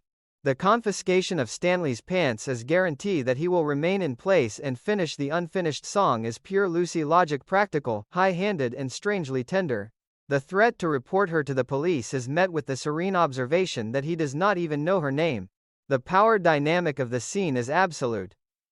The former hit songwriter is now the temporary prisoner of a bank secretary who has decided that his talent still matters. The comedy resides in the complete seriousness with which both characters inhabit their roles, Stanley as the outraged but secretly relieved captive, Lucy as the warden of creative recovery. The subsequent visit to the publisher's office constitutes one of the narrative's most delicate negotiations of pride and persuasion. Lucy's confrontation with the secretary, her insistence on seeing Mr. Murray, and her rapid assembly of the relevant biographical facts. Murray was Stanley's publisher in the years of success are handled with the brisk efficiency of a woman who has no time for institutional obstruction. Murray's initial response is the standard one of a man who has long since moved on from the musical styles of the 40s. The industry has changed, Stanley did not change with it, and nostalgia is not a business model. Lucy's counter-argument is not sentimental, it is strategic. She does not ask Murray to finance a comeback out of loyalty or pity. She simply informs him that a song is being finished and that if he is not interested, she will take it elsewhere. The threat is mild, yet it is sufficient to produce the small concession she needs, the assurance that Murray will be willing to listen when the song is ready. The return to the apartment and the report of this modest success produce the first visible crack in Stanley's protective despair. The news that Jack Murray is prepared to hear new work is received with the particular caution of a man who has been disappointed before, yet the caution cannot entirely suppress a flicker of the old professional excitement. Lucy's further intelligence that a woman at the office named Baby sent her regards introduces a personal note that Stanley is not prepared to examine. His characterization of Bebe as a thoroughbred from a finishing school background, a woman of class and culture who ultimately could not share a life with a maverick, is delivered with the studied casualness of a man still protecting an old wound. Lucy's decision not to press the point is one of her most restrained and intelligent choices in the entire sequence. She recognizes that the professional recovery must precede any possible personal reckoning. The first hearing of the unfinished song, 16 bars of a melody that already carries the unmistakable stamp of Stanley's earlier style, provides the sequence's most purely musical pleasure. The lyrics, as far as they have been written, construct a portrait of romantic opposition: Boston against Vegas, Crepe Suzette against Pie, Mozart against Basie, afternoon tea against the Saloon, Junior League against the Dodgers. The refrain, "But I loved you, morning, night, and noon," holds the contradictions in a single emotional embrace. Lucy's immediate recognition that the song is already strong enough to finish is not the product of professional musical expertise. It is the product of her unerring instinct for emotional authenticity. She hears the life in the unfinished work and refuses to allow that life to remain incomplete. Throughout these scenes, the writing maintains a remarkable balance between comedy and genuine feeling. The oatmeal, the confiscated pants, the high-handed management of a grown man's morning are pure sitcom invention, yet they never undercut the real pathos of Stanley's situation. The man at the piano is not a caricature of failure. He is a specific human being whose talent has survived the collapse of the commercial world that once sustained it. Lucy's intervention is not the generic kindness of a sitcom heroine. It is the practical, sometimes ruthless assistance of a woman who has decided that a particular piece of unfinished business now belongs on her personal list of responsibilities. The performance work required to sustain the sequence is considerable. Ball must navigate within a continuous emotional arc: the enthusiastic audience member of the piano bar, the protective guardian of the drunken drive home, the firm morning rehabilitator, the strategic intercessor at the publishers, office and the encouraging first listener of the unfinished song. Each of these roles is given its own physical and vocal texture. Yet the underlying continuity of Lucy's character is never broken. The same woman who once quit a carhop job rather than abandon an accused teenager is now prepared to hold a songwriter's pants hostage rather than abandon an unfinished melody. The moral logic is identical, only the specific object of rescue has changed. By the time Stanley has agreed to continue work on the song, and Lucy has begun to envision the possibility of a genuine professional return, the narrative has opened an entirely new emotional territory. The legal disasters of the earlier movements remain unresolved in any permanent sense, yet they have been temporarily bracketed by a story that operates according to a different and more intimate set of stakes. The question is no longer whether Mooney will keep his job or whether the bank's reputation will survive the day's publicity. The question is whether a man who once wrote songs that mattered can be persuaded to finish one more. In the world of The Lucy Show, that question is treated with the same seriousness that other narratives might reserve for matters of institutional power or romantic resolution. Talent once recognized becomes a form of responsibility. Lucy Carmichael, who has never been able to ignore a broken television, a falsely accused boy, or an unwanted romantic pursuer, now finds herself equally unable to ignore an unfinished song. The evening at the piano bar has become the first movement of a quiet campaign of creative resurrection, and the audience, having followed her through farce and felony, now settles in to watch her attempt something rarer and more delicate, the restoration of a gift that the marketplace has declared obsolete. The morning after the piano bar encounter opens upon a scene of determined domestic reconstruction.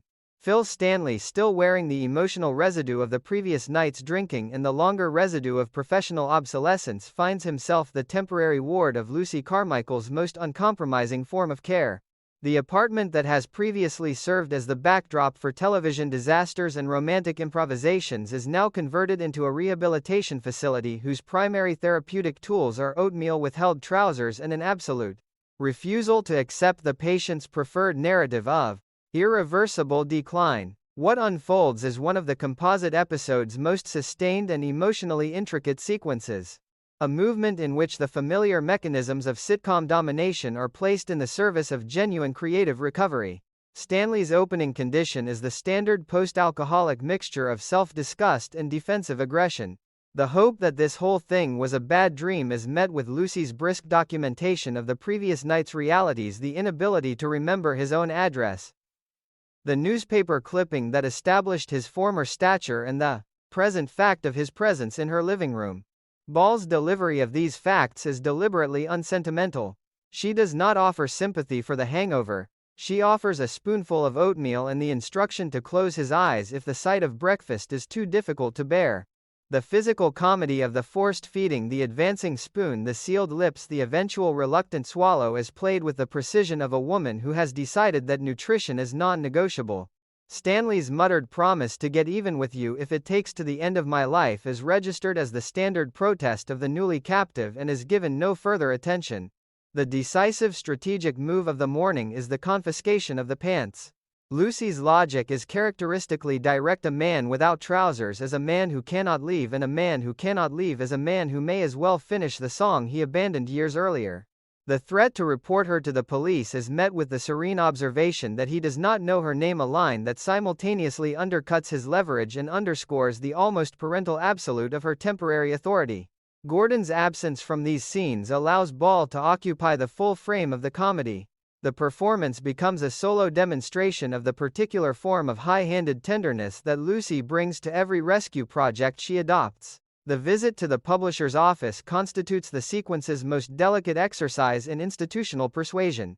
Lucy's confrontation with the gatekeeping secretary, her refusal to accept the absence of an appointment, and her rapid assembly of the relevant professional history. Murray published Stanley's hits in the years when those hits still circulated, are handled with the brisk efficiency of a woman who has no patience for the ordinary obstacles of office protocol. Murray's initial response is the standard one of a man who has survived multiple shifts in popular taste. The industry moved on, Stanley did not, and the marketplace has no ongoing obligation to the styles it has discarded. Lucy's counter is not an appeal to loyalty or nostalgia, it is a simple market threat. The song is being finished. If Murray is not interested, another publisher will be found. The mildness of the delivery only intensifies its effectiveness. Murray's eventual concession that he will be willing to listen when the work is ready is extracted without any sacrifice of Stanley's remaining dignity. Lucy has not begged, she has negotiated. The report of this modest success produces the first visible alteration in Stanley's emotional posture. The news that Jack Murray is prepared to hear new material is received with the caution of a man who has learned to distrust hope, yet the caution cannot entirely suppress the professional reflex of interest. Lucy's additional intelligence concerning Bibi, the woman at the office, who sent her regards, introduces a personal note that Stanley is not yet prepared to examine at length. His characterization of her as a thoroughbred from a finishing school world of Rembrandt and French menus, a woman of class who ultimately could not share a life with a maverick, is delivered with the careful neutrality of a man still protecting an old and complicated wound. Lucy's decision to leave the subject undisturbed is one of her most intelligent choices in the entire movement. She recognizes that any possible personal reckoning must wait upon the prior recovery of professional self-respect. The first private performance of the unfinished song supplies the sequence's purest moment of artistic pleasure. 16 bars of melody already carrying the unmistakable harmonic signature of Stanley's earlier work unfold in the modest space of the apartment. The lyrics, as far as they have been completed, construct a portrait of romantic opposition that feels both specific and archetypal: Boston against Vegas, crepe Suzette against pie, lectures against movies, Mozart against Basie. Afternoon tea against the saloon, Junior League against the Dodgers. The refrain, "But I loved you, morning, night, and noon," holds the contradictions inside a single sustained emotional claim. Lucy's immediate recognition that the song is already strong enough to finish is not the product of technical musical knowledge. It is the product of her unerring instinct for emotional truth. She hears the life still moving inside the unfinished work and refuses to allow that life to remain suspended. The subsequent period of composition is elided in the narrative, yet its results are presented with the satisfaction of earned progress. When Stanley finally announces that he has stayed with the work and completed it, the triumph is undercut by the immediate comic revelation that what he has actually finished is another bowl of oatmeal. The joke is pure sitcom timing, yet it does not erase the deeper achievement. The song does reach completion. The additional lyrics extend the original catalog of oppositions: polo against the racetrack, museums against television, and culminate in the quiet admission that the singer loved the lost woman almost as much as I do now. The temporal shift from past to present tense is the song's most delicate and most painful accomplishment. It refuses the safety of pure nostalgia and insists on the continuing reality of the feeling. The formal audition for Murray and Bibi is staged with the careful gravity that the occasion demands. Stanley's nervousness is visible and unconcealed. Lucy's role shifts from warden to supportive presence. She has brought the project this far, and now the work itself must stand. The performance of the completed song is given the full attention of the narrative.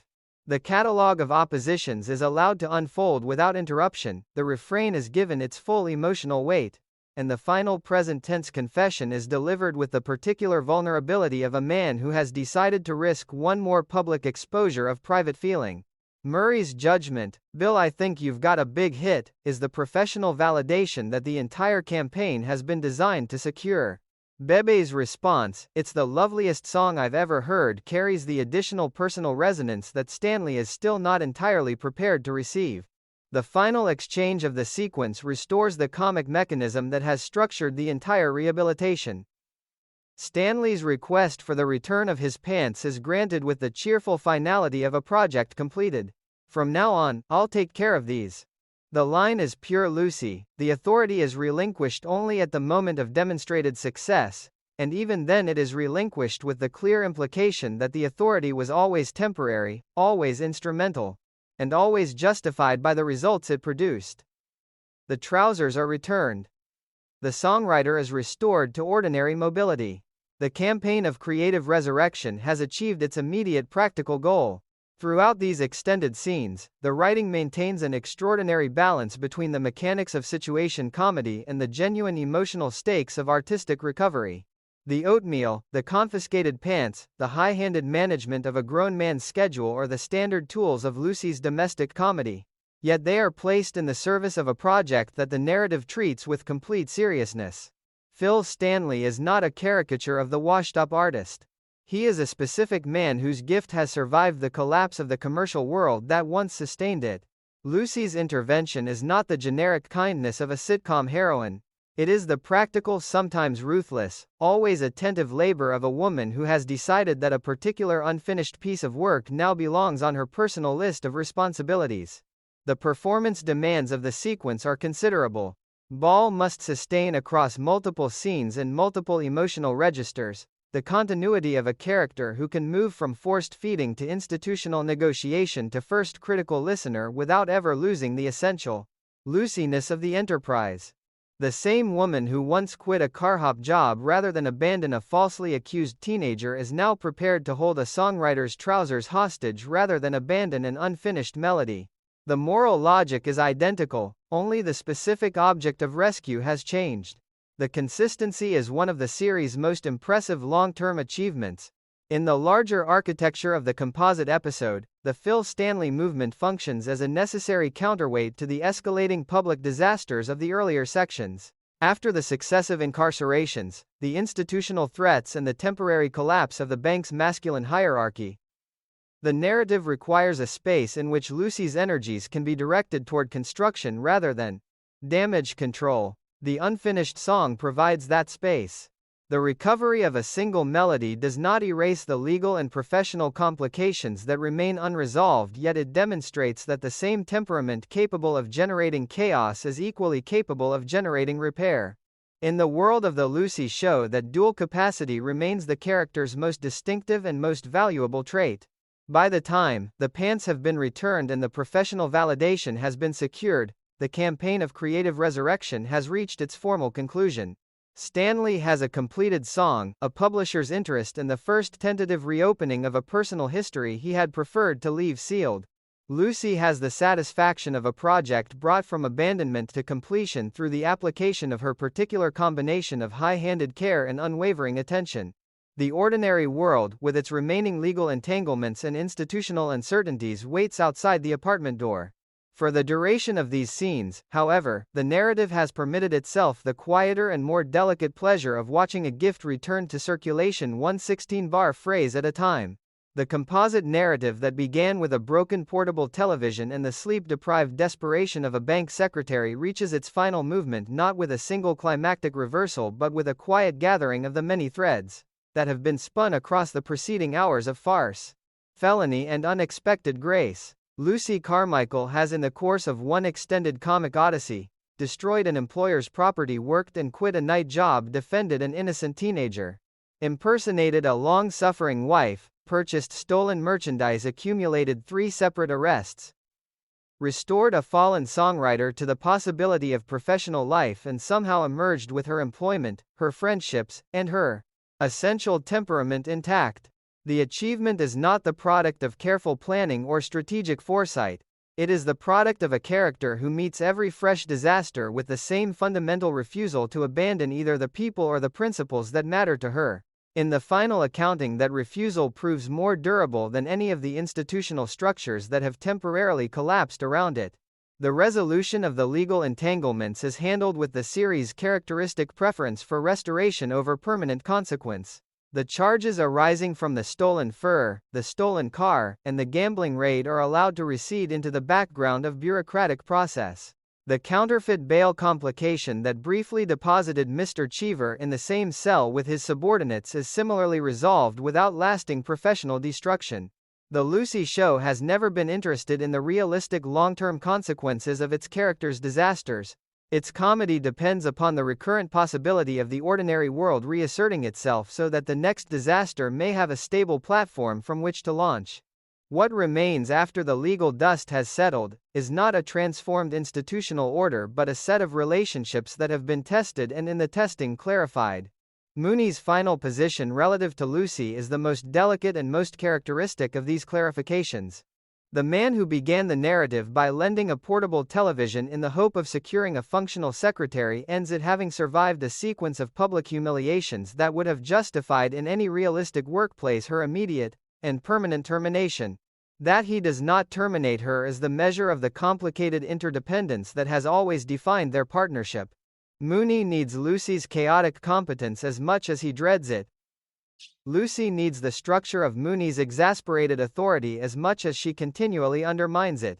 The day's disasters have not resolved this tension, they have simply demonstrated once again that the tension is the permanent condition of their working lives and the permanent engine of the series' comedy. The Phil Stanley movement provides the narrative with its most purely constructive resolution. The unfinished song has been completed, the publisher's interest has been secured, and the possibility of a professional return has been restored to a man who had ceased to believe in such possibilities. Lucy's role in this recovery: enforcer of oatmeal, confiscator of trousers, strategic intercessor, first critical listener, is treated by the narrative with complete seriousness. The same temperament that generated the cascading legal disasters of the earlier movements is revealed as equally capable of generating repair. In the moral universe of The Lucy Show, this dual capacity is not a contradiction.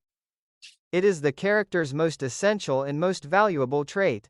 Chaos and compassion are not opposing forces but complementary expressions of the same fundamental energy. The broader thematic architecture of the composite episode rewards final consideration.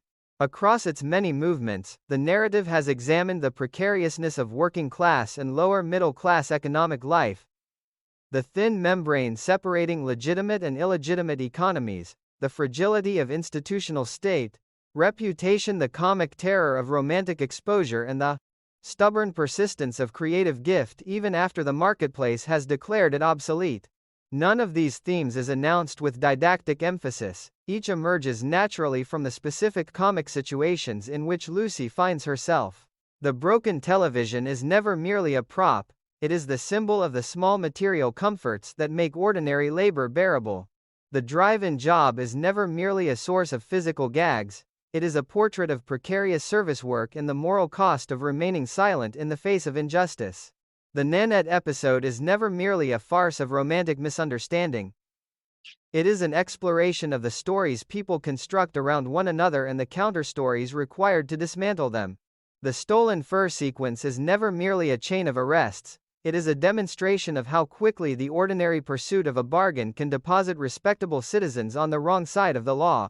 The Phil Stanley movement is never merely a sentimental subplot, it is an affirmation that talent, once recognized, becomes a form of responsibility. Lucille Ball's performance across this extended canvas remains the central miracle of the enterprise. The technical demands are extraordinary: the sleep-deprived secretary, the disastrous car hop, the fierce defender of the falsely accused, the inventive impersonator of the long-suffering wife, the determined recovery agent of stolen money, the three-time arrestee, the piano bar enthusiast, the mourning rehabilitator of a fallen songwriter. Each of these roles is given its own physical and vocal signature, yet the underlying continuity of character is never broken. The same woman who cannot stay awake at her desk, cannot abandon a teenager to a false charge, cannot leave an unfinished song, unfinished, cannot accept the permanent defeat of any human project she has adopted as her own. Ball's genius lies in the seamless integration of these apparently contradictory impulses into a single coherent human presence. The audience never doubts that every one of these actions proceeds from the same essential source. Gail Gordon's Mooney provides the indispensable counterweight. The long-suffering employer, the reluctant benefactor, the panicked romantic fugitive, the outraged arrestee, the exhausted survivor of institutional humiliation, each of these variations is played with the precision of an actor who understands that the comedy of exasperation depends upon the visible reality of the exasperation. Mooney's affection for Lucy is never stated. It is demonstrated in the simple fact that he continues to employ her, continues to be drawn into her disasters, continues to emerge from those disasters with his fundamental humanity intact. The relationship is one of the great comic partnerships of American television, and this composite narrative provides one of its richest and most sustained demonstrations. The supporting players, Mary Jane with her practical friendship and her refusal to appear at a jail with her hair undone, Tommy Watkins with his quiet decency, Nanette with her absolute romantic conviction, Harry the Fence with his transparent euphemisms, Phil Stanley with his residual gift and his hard-earned despair Cheever with his temporary descent into the same legal difficulty he had hoped to contain. Each contributes a specific and necessary color to the overall design. None is reduced to simple function, each is granted at least one moment of genuine human particularity.